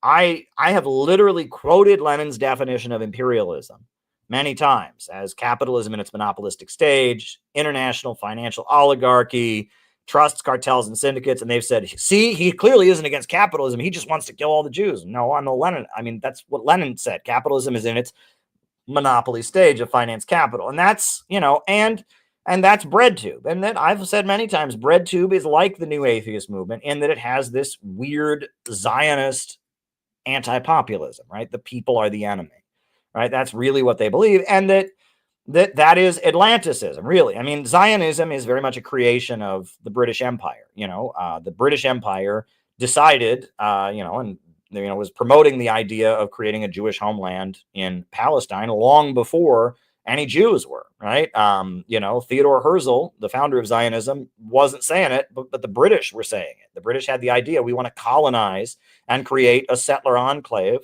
in Palestine. And British imperialist Christians were saying that before Jews were. But it is very much British Empire ideology, this elitism, right? Malthusianism, the idea that some people are superior to others, that some people are inherently inferior. There are too many people in the world, that most of humanity are inferior, inferior rabble who need to be kept in line, and that totalitarianism, fascism, that's all when the inferior rabble get together and start suppressing the great individuals who are just meant to rule over them, which that is the ideology of Friedrich Nietzsche. That is the ideology of Ayn Rand. That is the ideology of the neoconservative movement, Leo Strauss. It's philosophical irrationalism, anti-populism. And that is really the ruling ideology of the era that we live in, that there is no truth. If you believe in right and wrong, you are a sucker, and that the masses of people in their millions are the enemy. The masses of people in their millions are the enemy. And what we need is the natural superior ones. This is Plato, right? The philosopher kings. The natural superior ones need to rule over the masses of people and keep them in their place so that they don't cause a problem. And that, the critique, it's funny because they tell us that fascism or communism is bad because it's a dictatorship. But if you really listen to Leo Strauss, you really listen to Susan Sontag, you really listen to Ayn Rand, you really listen to Friedrich Nietzsche, they think communism is bad because it's not a dictatorship, because it's democracy. That's basically what they think, right? Is that they think that communism, and they equate communism with fascism, and that totalitarianism is democracy. It is the people being too involved and threatening the rights of the great ones. It is an upsurge of people getting too involved. They are anti-democratic, and their objection to communism and fascism and totalitarianism is they think it's too democratic, that it lets people make decisions and threatens the right of our natural superiors to rule over us. That's what they really think when it really gets down to it. And it's quite ironic, isn't it? Their definition of democracy is a society where they get to rule over us uninterrupted. And their definition of dictatorship is some kind of scary dystopia where we, the people, actually get to be involved in the political processes and make the decisions that impact our lives. It's really, really ironic when you really look at what is believed by the imperialists. But anyway, so that's kind of my reaction to ContraPoints making a video about imperialism or about, conspiracies. Probably not going to watch it. I don't have 3 hours to listen to her, tell me that the CIA never does bad things anymore. I don't have time for that. I ain't got time for that shit. What I do have time for is to show you this video that was put out by Jimmy Dore. Jimmy Dore retweeted this video today. This video, YouTube shouldn't have a problem with me showing it on here because it's just clips of mainstream media. This is just clips of mainstream media. And this right here, it's a really, really well put together montage. Take a look at this. Kids who think that they can do their own research. Don't do any of your own research. Doing your own research is associated with conspiracy theory circles. This go-it-alone approach, doing your own research, that can have serious consequences. You should get prison time for even questioning the vaccines. Can we all stop saying, I need to do my own research? That phrase, do your own research, 4 words. 4 little words that are hurting America. Doing your own research hurts America! Everybody has a supercomputer in their hand that empowers them to do their own research, and that's the problem. You must not do your own research. I need to do my own research. I don't understand what that means. I'm doing my own research. You can't do your own research unless you're a scientist. Do your own research. Maybe you've told yourself you're playing it safe, you just want to wait and see since this is a new vaccine. No. Roll the up and get the vaccine. Unvaccinated people spread the virus. Get the vaccine, you dope. Don't be a Get yourself vaccinated. That's just all there is to it. There's no excuse. No excuse for being unvaccinated. There's no rational and no emotional argument that adds up against getting your damn shot. There just isn't. We want to make sure that people can discern the truth from the misinformation. And we want to make sure that everyone understands that no one's safe till everyone's safe. No one is safe. No one is safe. No one is safe. No one is safe. No one is safe. Nobody's safe. No one is safe. Nobody is safe. This is a post 9/11 axiom. Safer, but not yet safe. No one is safe. No one is safe. No one is safe. No one is safe. Yeah.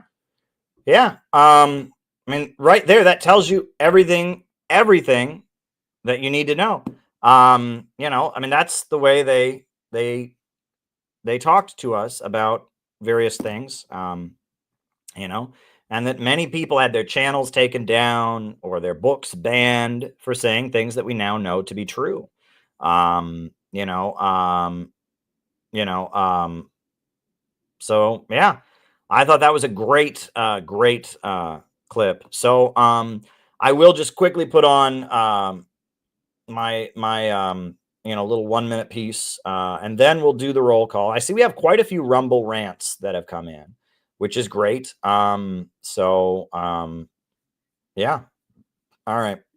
A couple years ago, I wrote a book that made a lot of people on the internet very, very angry. It was called BreadTube Serves Imperialism. I had information about how some top socialist YouTubers online were being advised by an individual who was tied to the U.S. intelligence apparatus. Now, after I've written that book, a lot more has come out. First of all, Grayzone found receipts and revealed that Abigail Thorne, Philosophy Tube, is actually being funded by British intelligence outlets. In addition to that, ContraPoints, who laughed at the idea she would have ties with imperialism or the deep state, has done a special TV program with none other than Hillary Rodham Clinton, the woman who destroyed Libya and cheered about the death of Gaddafi. Oh, and I was widely mocked for bringing up the certain proclivities of a certain YouTuber who goes by Vosh, and we see how that has gone. So I was right. I was more right than even I realized at the time. There's no question at this point that the deep state is using BreadTube as a vehicle for deprogramming young people and trying to move them away from narratives that oppose the U.S. imperialist establishment. So where is my apology? Where are the people coming forward and saying, oh, Caleb, we laughed at you, we mocked your narrative, but you were 100% correct? I'm waiting for your apologies. Meanwhile, my book, BreadTube Serves Imperialism, which focuses mainly on debunking their political beliefs, that book is still available. You can get your copy today.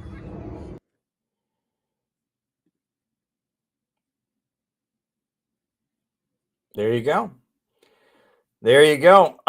So on that note, why don't we have our roll call? Names and locations, folks. Names and locations.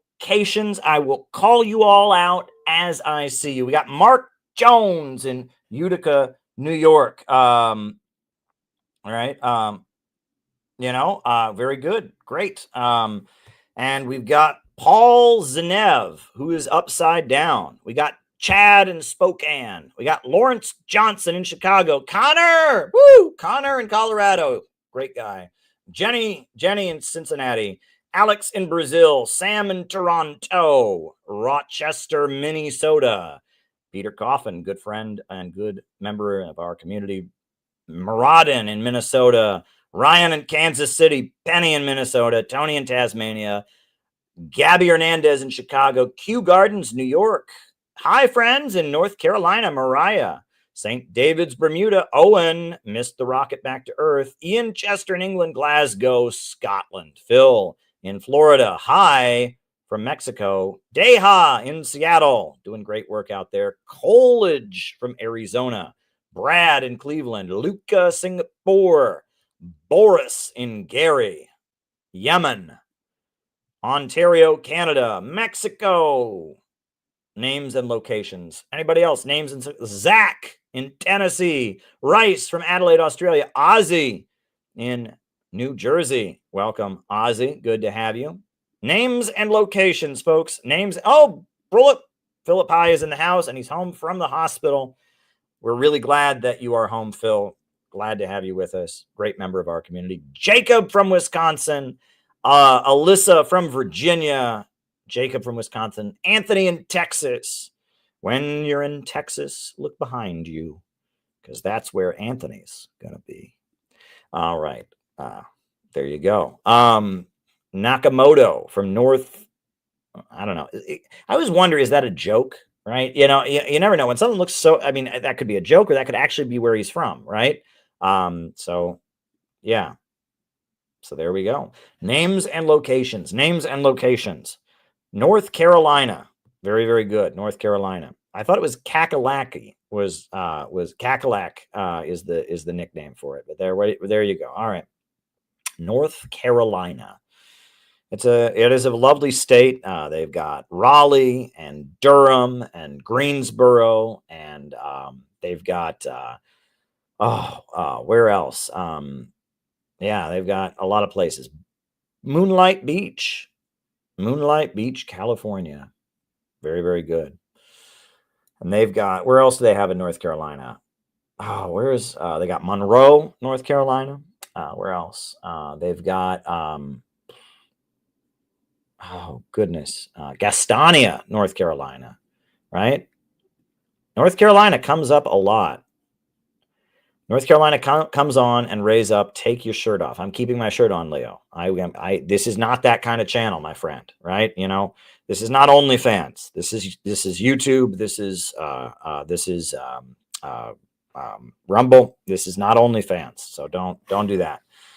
Don't do that. Right? This is not that kind of platform. Not that kind of channel. I hope that you are all stimulated by my words. You know. But it's a rap song. There you go. There you go. Charlotte, Asheville. All right. Yes, you got Asheville. You got Charlotte. There we go. Very good. Very good. Charlotte is the Wall Street of the South. Yeah. And there's a lot of tobacco. A lot of tobacco in North Carolina. A lot of tobacco fields, tobacco companies, if I remember correctly. Yeah. And a lot of political history. Gastonia, North Carolina is where the strike that was led by the Communist Party in 1928 was.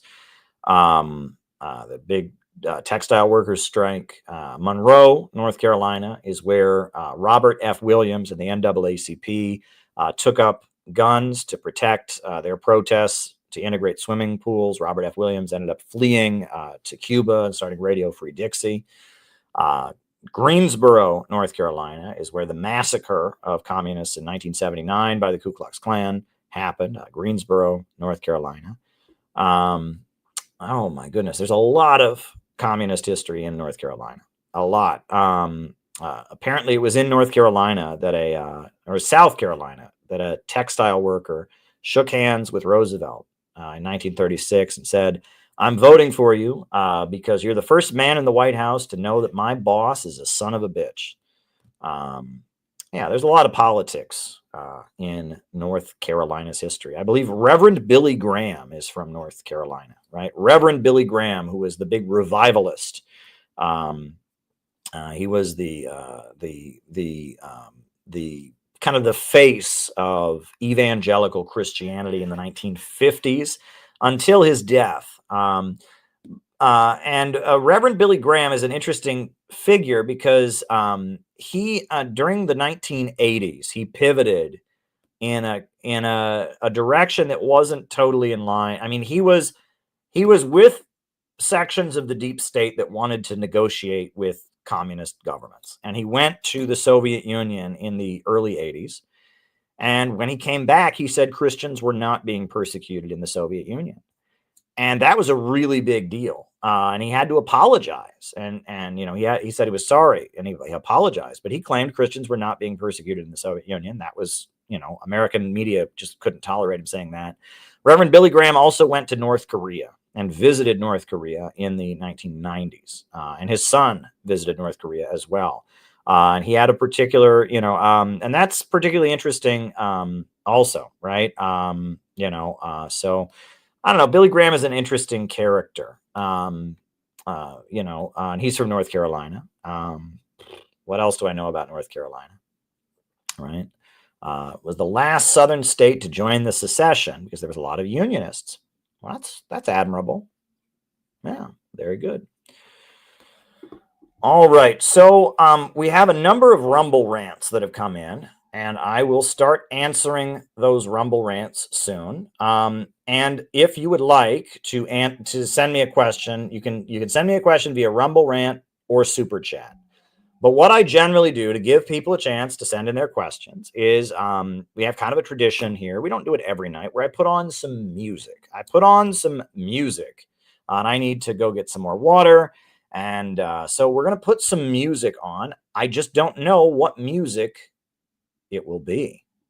So I have to figure out what music I'm going to put on. I'm going to put some music on, and then I will then answer people's questions. So you can send questions. You can Cash at me, Caleb Maupin 22, or you can Rumble rant me. Unfortunately, you cannot send a super chat because we've been demonetized by YouTube because they're assholes. So tweet at YouTube, tell them to remonetize me, that I'm allowed to question U.S. government policies. I'm not glorifying acts of violence. I'm just questioning a U.S. government policy. Yeah,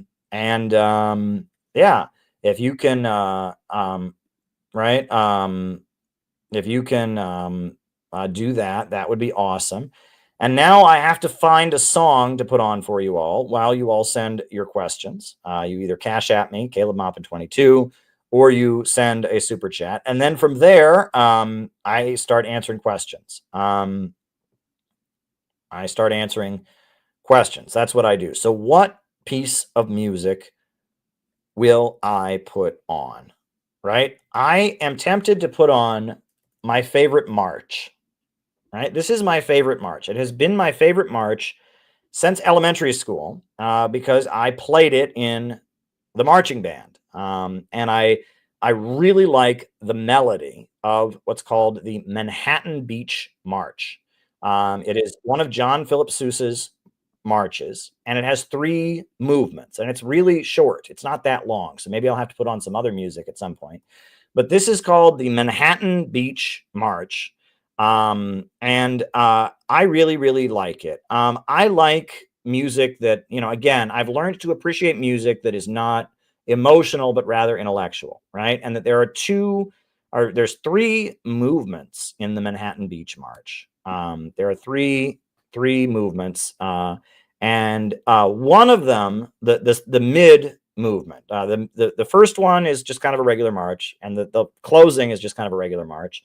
But the second movement is a beautiful Irish melody that John Philip Sousa, it's a hopeful, optimistic Irish melody that John Philip Sousa picked. So this is Manhattan Beach March, my favorite of John Philip Sousa's marches. I'm going to put on Manhattan Beach March. Look out for that second melody, which is absolutely beautiful. All right, here we go.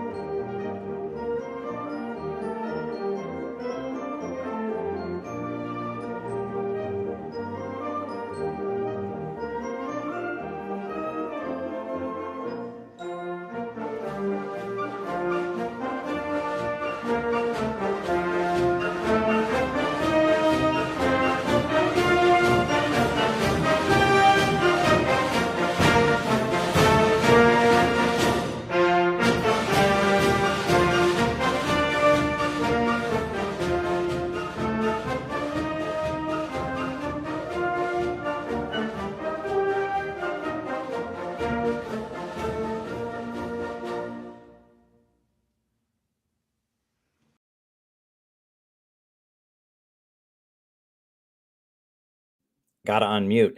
Yeah, so that was Manhattan Beach March, which I particularly like. That the middle part. Dun dun dun dun da da da da dun. I always like that. I always found that to be very beautiful.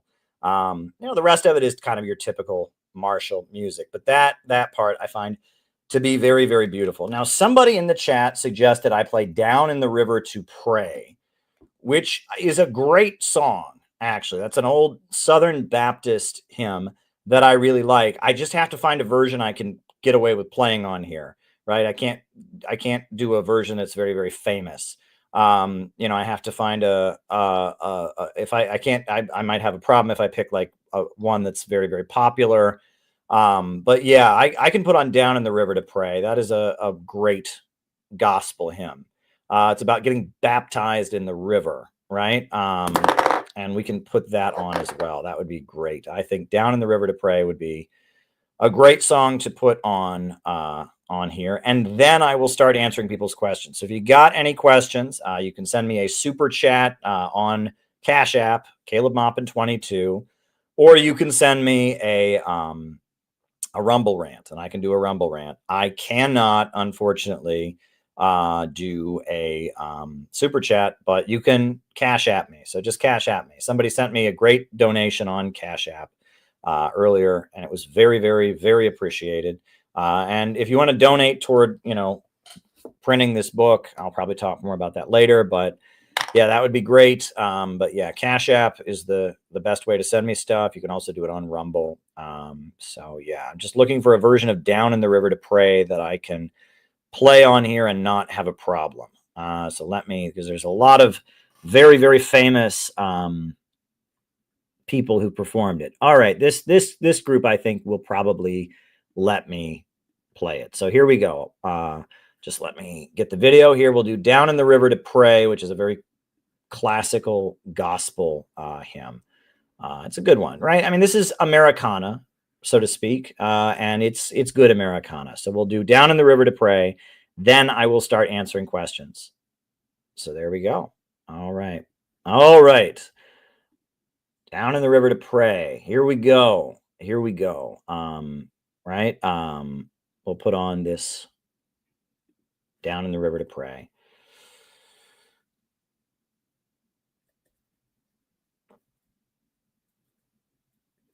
Okay, here we go.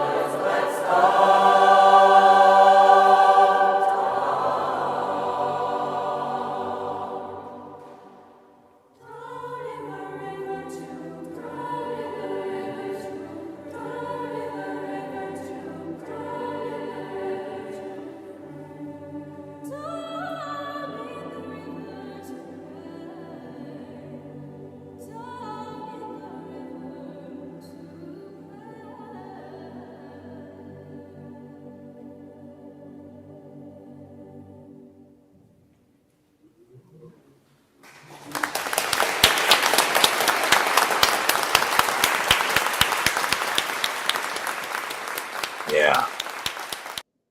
Yes, that is very much a classic American Southern gospel hymn that I really do appreciate. So thank you for the person who sent the request. I think it was Leo Messi in Rumble. He requested that we play it. Thank you. So I'm going to start answering people's questions. Right now we have Rumble rants. If you got any more questions, you can cash at me, Caleb Moppa 22, or do Rumble rants. This is a book. I'm not going to say the name of it. Not going to say too much about it. There was an episode of Due Dissidence about it that you can see on my Twitter. We want to print this book in bulk. I mean, I shouldn't say we want to. We are printing this book in bulk. I sent the order to the printer today, actually. I put up the funds, and we're printing this book in bulk because the American people need to know what's going on in Yemen and who the people we're bombing in Yemen are. So this book is at the printers right now. We are printing 1,000 copies of this book for distribution. I did not write this book to get rich. I wrote this book to spread the truth about Yemen, to tell the American people a story they very much need to hear, to build an anti-imperialist movement.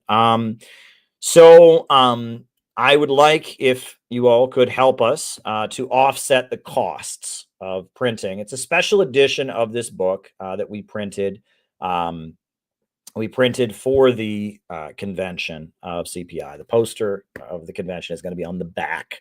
And we are printing 1,000 copies right now. Should be available and ready for distribution next week. I'll be taking them to Chicago with me. So I'm asking if people could contribute to offset the costs. It costs a lot to print 1,000 books. So we have created a GoFundMe where you can contribute to the GoFundMe. That's one place you can contribute, or you can just Cash App me. And somebody did give a generous donation earlier tonight. So Cash App me, Caleb Maupin 22, or donate on the GoFundMe. This is a story the American people need to hear. They need to hear this story. They need to know what's going on in Yemen. So please send us a contribution to publish this book because the American people need to know what's happening in Yemen. There's no two ways about it. The American people need to know it. We need to build the movement to oppose war. So if you can donate to the GoFundMe, that would be great. Or if you can just Cash App me, that would be even better. And thank you to the person who did Cash App earlier tonight. We do appreciate it. And so now I'll start answering questions. Questions could be sent on Cash App and they can be sent on Rumble. All right. First question is from Leo Messi. It's a Rumble rant. He says, Trump abolishing the Department of Education. All right. What do I think about that?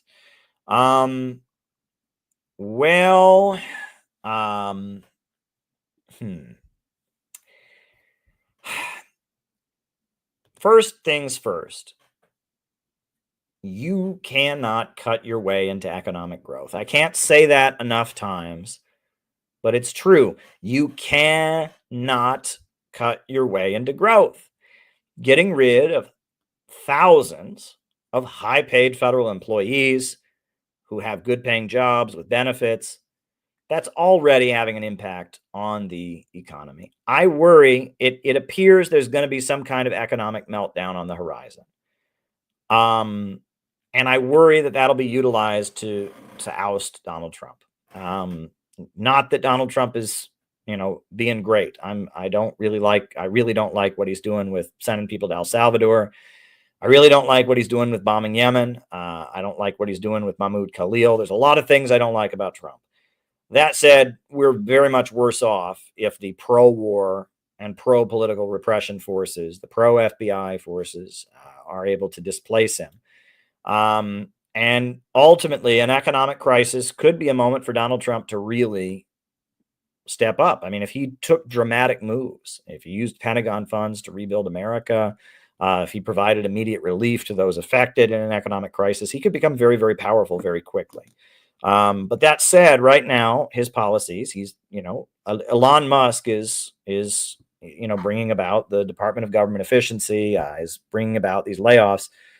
Yeah, if you get rid of the Department of Education, look, is the Department of Education great? No, the Department of Education, it's bad in a lot of ways.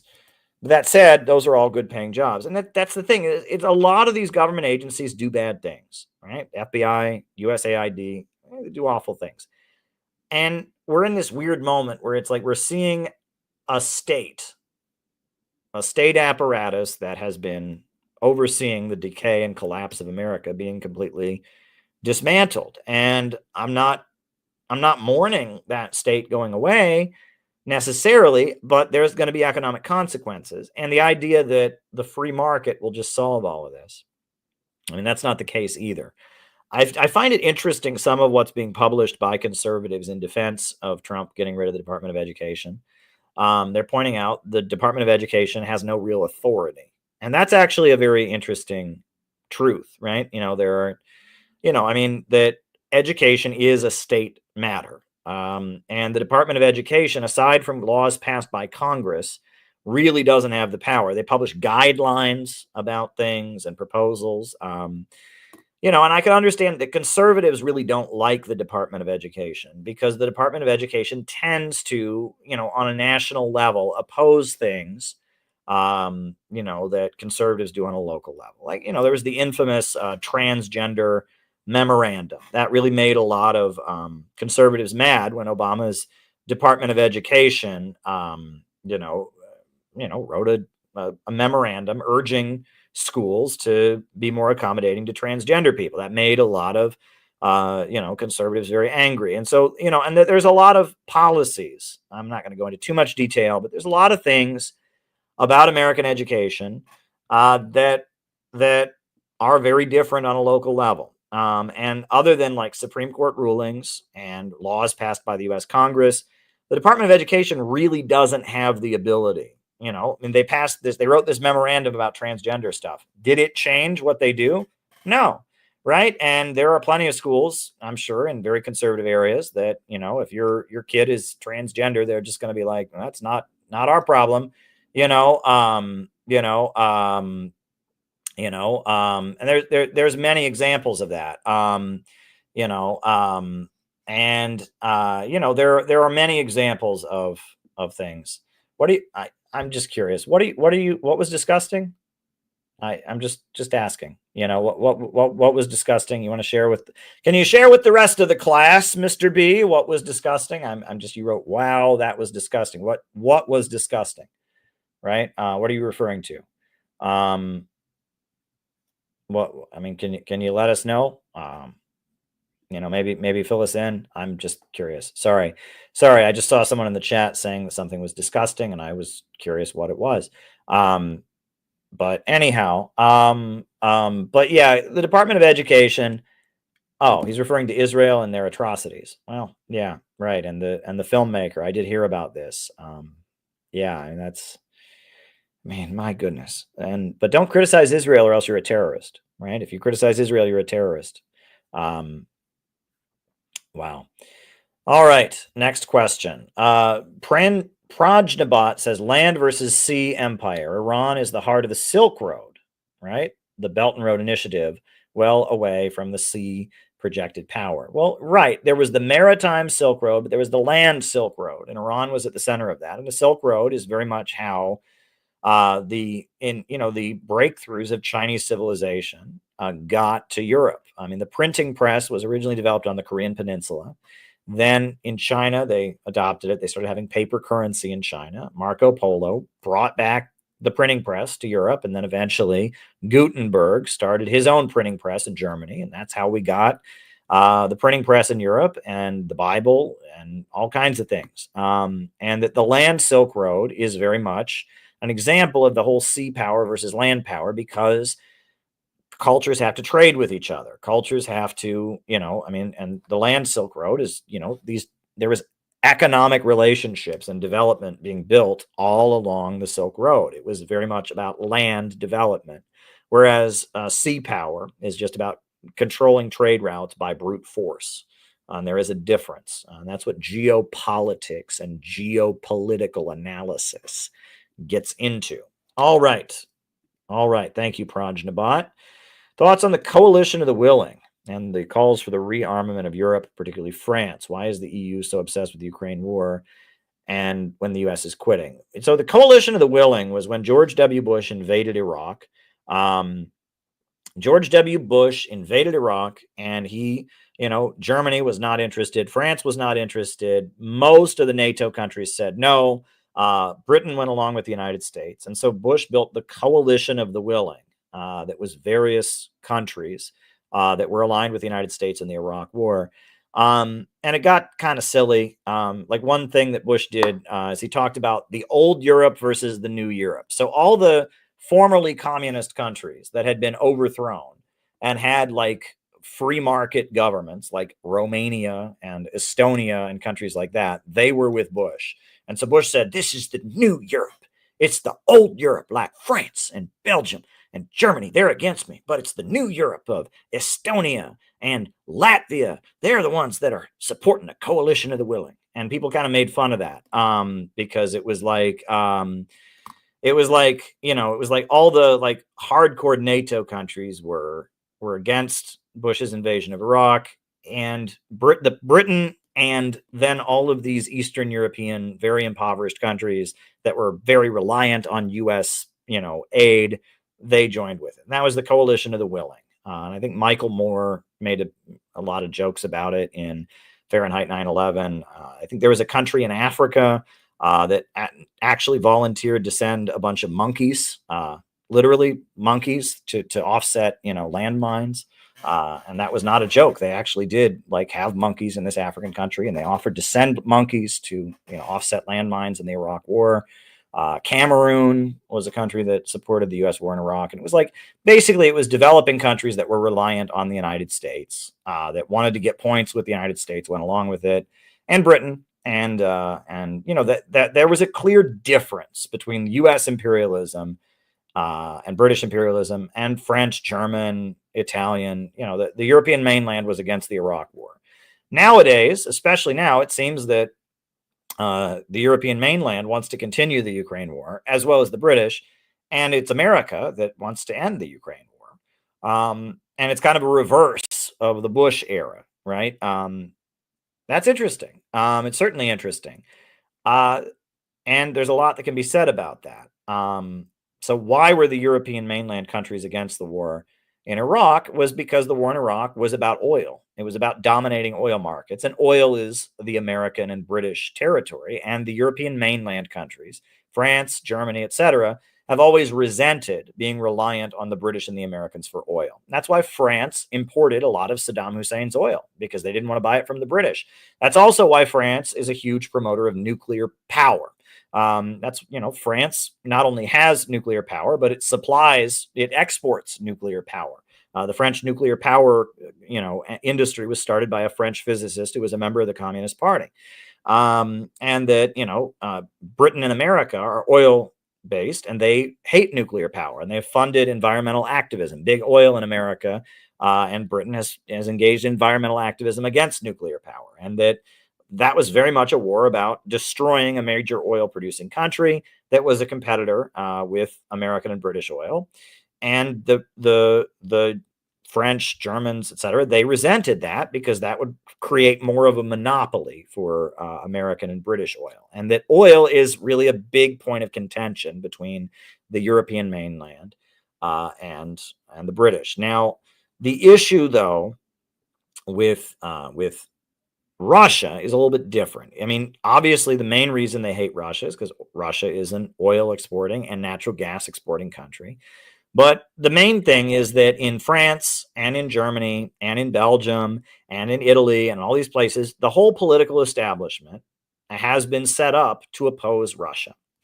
And it would be more economically in the interest of the countries on the European mainland to do business with Russia. But all of those political leaders are all people that made a deal with the Americans, made a deal with the British, and were brought into office on the basis of not getting along with Russia. If this war ends, Russia will be in a much stronger position, and they'll be able to do business with Russia more. And that will mean that the people like the Alternative for Germany party, like Marine Le Pen, they will be in a stronger position, and it will mean the end of the liberal political establishment of the Western European countries. It'll mean their end because they don't want to do business with Russia, and Russia will be in a position, because sanctions will be lifted, etc., where they can do business with Russia, and it'll be an upturn of the political establishment in Western Europe. Salute. Hey, cheers. I have a couple of Chairman O'Malley's books over there. Yeah. Wow. Okay. But yes, salute. I'm glad you're enjoying the work on the channel. Uhuru, and we stand in solidarity with the People's Democratic Uhuru movement, and the great anti-imperialist work. You had an amazing convention recently that we've shown videos of. Salute to you. I'm glad you're enjoying this channel, and we salute the African People's Socialist Party and the Uhuru movement and the great work that you are doing. Dare to struggle, dare to win. Shout out to you. So there we go. All righty. Next question. You are very well versed and practical with Freud's school of psychology. Wonder if you have come across other schools. Jimmy Dore is very fixated on the Jung school. Great stream as usual. Well, Carl Jung and Sigmund Freud were friends. I mean, it was the same school of psychology. They just had a falling out. Sigmund Freud kind of invented it, and Carl Jung He popularized it. It's actually quite interesting. And this is where it gets interesting, right? This is a trope that plays out. Again, nope, I'm not trying to be, if you take offense at this, I'm not saying anything that is just, I'm talking about literary and communication, right? Sigmund Freud was Jewish. Carl Jung was Christian. And at the time in Germany, there was a huge amount of anti-Semitism, etc. But also, and this is where it's very interesting, back then there was no TV. Radio was very new, I think. What book you read is very important. And the same is true for Karl Marx and Friedrich Engels, right? There was no TV in their time. There was no radio. And Karl Marx was of Jewish descent, and Friedrich Engels was from a Christian background. And it was very common during these times for a Jewish person to come out with an idea, but then kind of team up with a Christian person who would say the idea in a way that Christians could relate to. Now, this is very interesting, right? Karl Marx, if you read Karl Marx's writing, it's very, very hard to read because it is written in the polemical style, right? He says, well, this person says this, I say this, right? And he'll quote the other person, and then he'll give his rebuttal, and it's kind of confusing to read. What else is written that way? The Talmud. The Talmud is a polemic, right? If you read the Talmud, it is rabbis arguing with each other. And that Karl Marx, even though his family converted to Christianity when he was a young man, so his father could get a job, Karl Marx was raised on the Talmud, and he wrote in a Talmudic polemical style. Friedrich Engels, who was from a Christian background, he wrote in a narrative style because what did he grow up reading? He grew up reading the Bible, and the Bible is written in a narrative style, right? It's, God created man. This is what happened. Jesus went here. He said this. So a lot of people find Friedrich Engels' writing to be much clearer and much easier to understand because it's not written in a polemical style. It's written in a narrative style. And the same for Sigmund Freud. Sigmund Freud's actual writings are not so easy to read. Carl Jung's writings, on the other hand, are quite easy to read. They're much easier to read. The reason is that Carl Jung had his background, his training was to read in a narrative style. Sigmund Freud's background and his training was to read in a polemical style, right? He grew up reading the Talmud.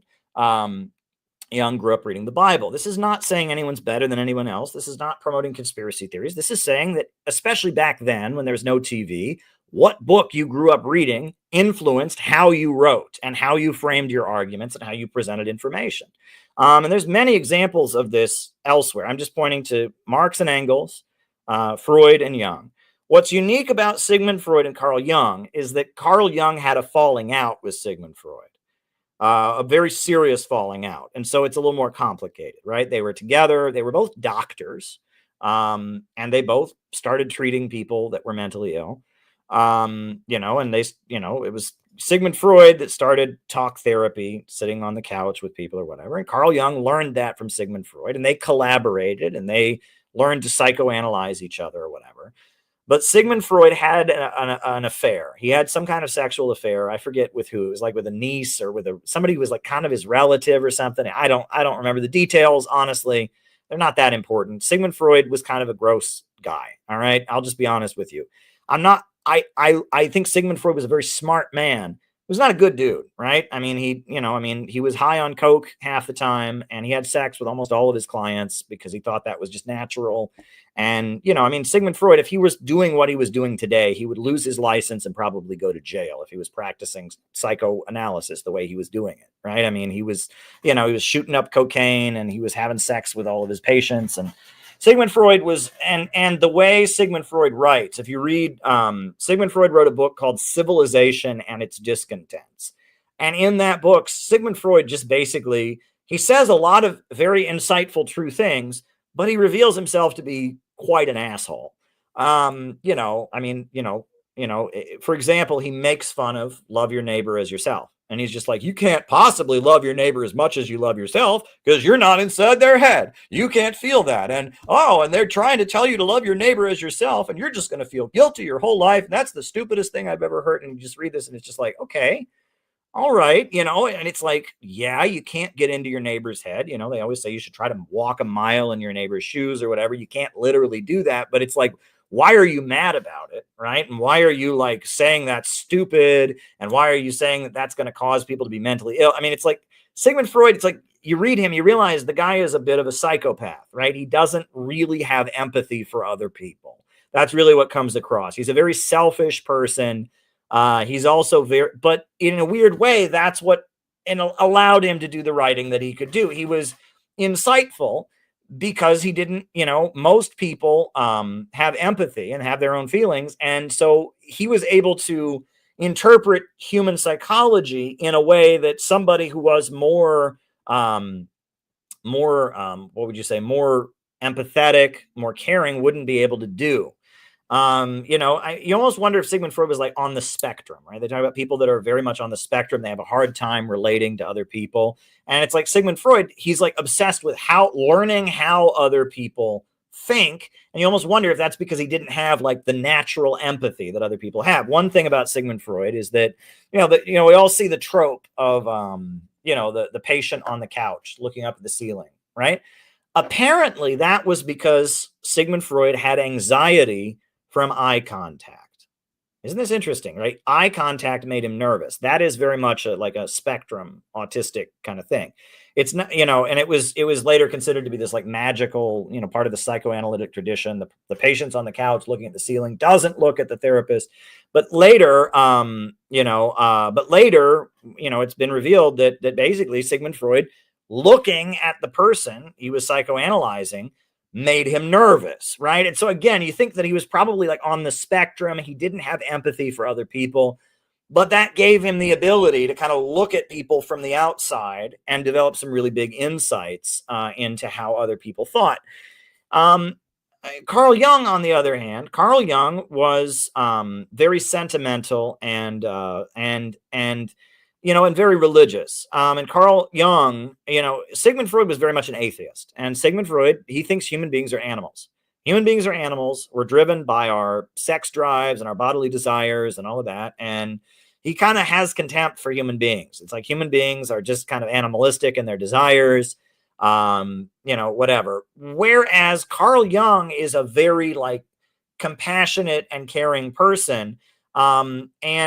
But Carl Jung is very much a religious person, and he wants to be religious. He is, really, and that's a critique of Carl Jung that a lot of atheists make, is that, like his book Synchronicities, right? He very famously, he says that, I can't prove that God exists, but I can prove that you're healthier. And you're going to be a happier person, and you'll be psychologically healthier, and you'll be physically healthier if you believe in God.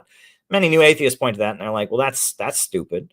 And maybe that's just because there's a stigma on being an atheist. And maybe that's just because atheists are seen as bad people, so they get treated badly. And and it's like Carl Jung spends a lot of time finding moral imagery in things. He goes into fairy tales and tries to analyze them and all of that. And so, the two of them, Freud and Jung, collaborated, they developed a view, and then they diverged. And Freud kept being very much an atheist, and Freud kept being very much, in his book, Civilization and Its Discontents, which includes an attack on communism towards the end of it. It's very, very, I would say, philosophical, irrational. I mean, it's like human beings, and basically it ends with, is civilization really, really worth it? He attacks the golden rule, right? And he's like, wow, you can't do unto others as you would have them do unto you. That's not possible, right? You can't love your neighbor as yourself. I mean, he gets into that, and he attacks communism because he says people just have this natural desire for aggression, and it's like, it doesn't occur to him that maybe in a more rational society, we could develop outlets for that aggression that don't involve oppressing other people. But it's like human beings are just aggressive, and there's really no point. So is there really any point in civilization? I'm not sure. You read Civilization and Its Discontents, which I have over here. Freud comes off as a really kind of pessimistic, judgmental, not so good guy. Carl Jung is very sentimental. Carl Jung is very religious oriented. Carl Jung is it's almost conservative. He's trying to find the good in the Victorian civilization. You have to remember, Carl Jung eventually became a member of the Nazi Party, right? And Carl Jung, he was in Germany when the Nazis took over, and, he was this famous psychologist, so he better join the Nazi Party. And, Carl Jung, he had a lot of insights into how people think, absolutely. And he, Freud kind of laid the foundation, and then he went and did his own thing. It's a complicated thing, right? I don't think Carl Jung was, I think his joining the Nazi Party was probably just, because it's like he wasn't like throwing Jews in concentration camps or anything like that. But, he wasn't Sigmund Freud. Sigmund Freud fled Germany, right? And Carl Jung, joined the Nazi Party, and that was that. I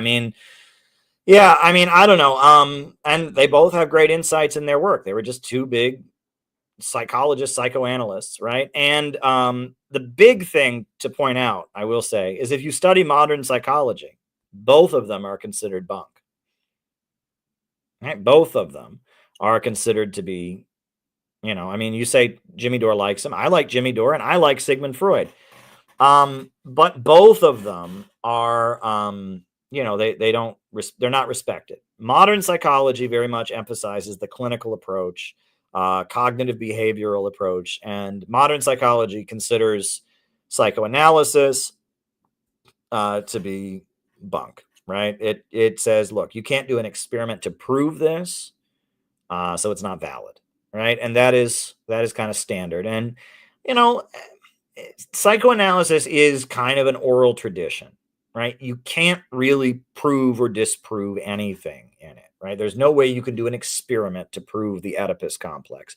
There's no way you can do an experiment to prove that the subconscious exists, right? And there's a book, Freud was wrong, and it goes into great detail. Prove that a subconscious exists. Well, we all just kind of know the subconscious exists, right? We all have feelings we're not aware of. We all have dreams. Where does that come from? But you can't prove it. You cannot prove it. So, it's like, but then that raises the question of like, does it need to be proven? Right. And then that's where, and this is where it gets all very interesting. There's a lot of people who will point out, when did, Karl Marx called his communism scientific socialism? Where was the experiment? Right? So if it's scientific socialism, literally, Karl Marx, in order to come up with his theories, he obviously had control group A and control group B, and there was no, scientific just meant modern. Scientific just meant based on reason and not spirituality, right? And back in the 1800s, 1900s, if anything was considered not religious, not conservative, not traditional, but modern, it was scientific. And there's a clip that I've shown on these streams of Sansara Taylor, a leader of the Revolutionary Communist Party. And a student gets up and he says, "How are your ideas scientific?" And she says, "Well, they are." And he's just like, "No, I'm a science student. How are your belief in communism? How is it scientific?" And she basically comes back with, "It's based on reality, so it's scientific." Well, that's not what scientific really means, right? Scientific refers to the scientific process and things like that. But this is what communists do, and this is what Freud was doing. It was like this belief that if it's true, if it's based in reality, it's not just based on my feelings. If I can make logical facts, then I'm being scientific. That's not what the word really means, at least nowadays. Back then, and in the age of rationalism, that's what it meant. And psychoanalysis is not really scientific, right? It is based on Sigmund Freud sitting down with thousands of people and interviewing them about their childhoods and their sex lives and all kinds of things and seeing certain tropes and patterns. But, there was no experiment to prove it. It was kind of an oral tradition. And psychoanalysis, kind of like religion, right? You have different schools that have broken off and debate each other and disagree with each other and reject certain concepts. And there are certain things that Sigmund Freud said that are rejected by almost all psychoanalysts nowadays. For example, Sigmund Freud maintained that you could become not neurotic.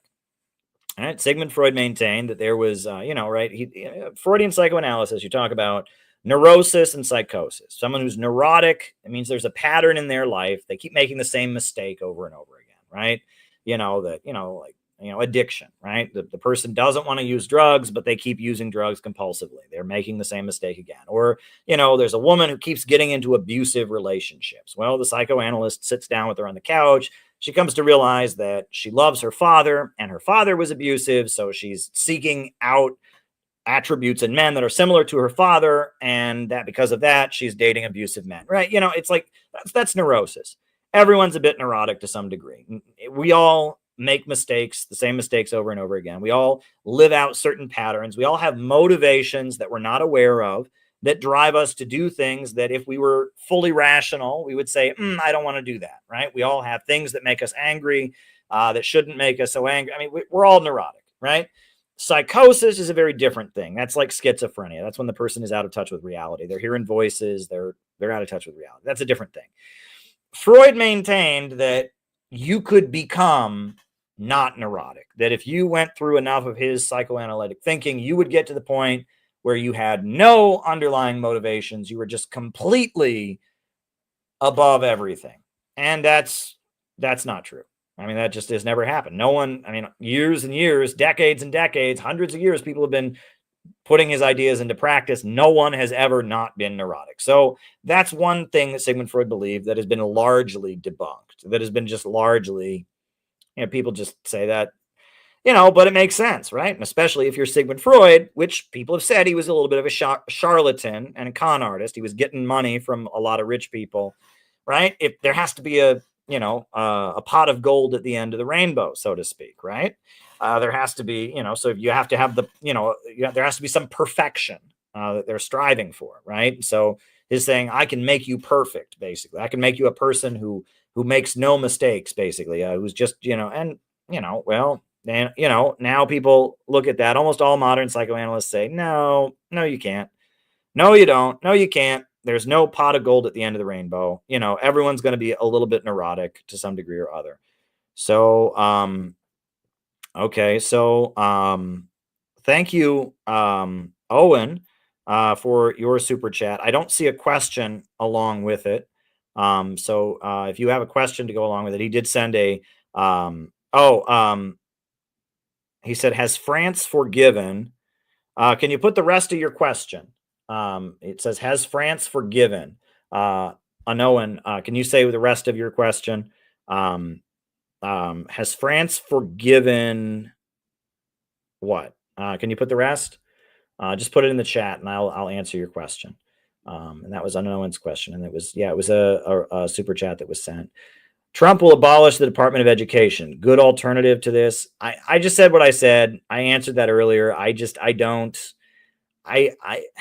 understand the Department of Education had very little power. I understand that the Department of Education, I understand a lot of things, but that. Has France forgiven Haitian debt? I understand they were paying it up until like the 50s. Are they paying it now? I don't know, actually. I know Haiti is basically wrecked because of all that debt. And, they've been punished so badly for their slave revolution. But has France forgiven Haiti's debt? That's a good question. It has not. That's fascinating. They still owe debt. That's wild. Yeah, the French were the colonizer of Haiti. And Haiti was the country that was an island where they had a slave revolution. And the Haitian people were forced to pay reparations to the French for rising up and breaking their chains of slavery. And according to Google here, they have not forgiven that debt. They still owe $77 million to France for breaking free from slavery. That is absolutely sick. That is absolutely wrong. And how in the world is that allowed? That is crazy. That is absolutely crazy. I knew that they were making payments to France for many decades, but that's wild. Wow. I knew it was bad. I knew the French were awful. The idea that the Haitian people would have to pay a debt to their colonizer for breaking free. That is pretty horrible. That blew my mind. You just blew my mind there, Northern Marks. And thank you for your super chat. Yes. Wow. Haiti is still paying debt to France. Whew. Unbelievable. Unbelievable. All righty. So, folks, if there's one event you come to this year, come to the Center for Political Innovation convention in Chicago.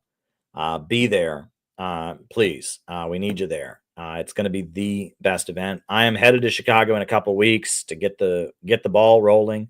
I am headed to Chicago in a couple weeks to get the ball rolling in the terms of the outreach that we're doing. That's coming up. We are also we are headed to California. I'm going to be in LA for a workshop that we're doing on April 19th. Dan will be there and other LA people. It's going to be good. So see you there. And on top of that, there's a certain book that I'm not going to say too much more about because I don't want YouTube to give me problems. We are printing. I put the order in today to print 1,000 copies of it. If you can help me offset the costs, that would be awesome. We have created a GoFundMe to raise money, or you can just cash at me. But it costs quite a bit to print 1,000 books, but we feel it needs to be done for our upcoming outreach to raise awareness about who the people of Yemen are and etc. So to help us print this book, please donate on the GoFundMe or cash at me, Caleb Maupin 22. We got a lot of hard work to do. And we are winning. I learned to say that from the Uhuru movement. They're always talking about we are winning, and we are winning. Those of us who oppose imperialism and fight for working families, we are winning. These are strange times indeed, but we are coming out ahead. So I'm excited to see what the negotiations, the 12-hour marathon negotiations between the USA and Russia, what was resolved. The statement should be out tomorrow. And I want to thank you all for being here. Join the Center for Political Innovation. We're doing very, very exciting work. We're winning. We're marching ahead. Dare to struggle, dare to win. I'm going to put on the closing music, and we will be back. We will be back, as always. All righty.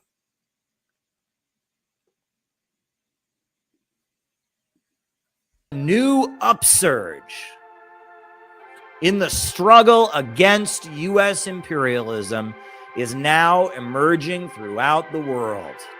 Ever since World War II, U.S. imperialism and its followers have been continuously launching wars of aggression.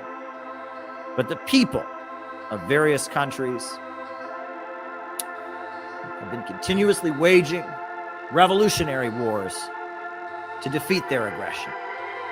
While the danger of a new world war still exists, and the people of all countries must get prepared, revolution is the main trend in the world today.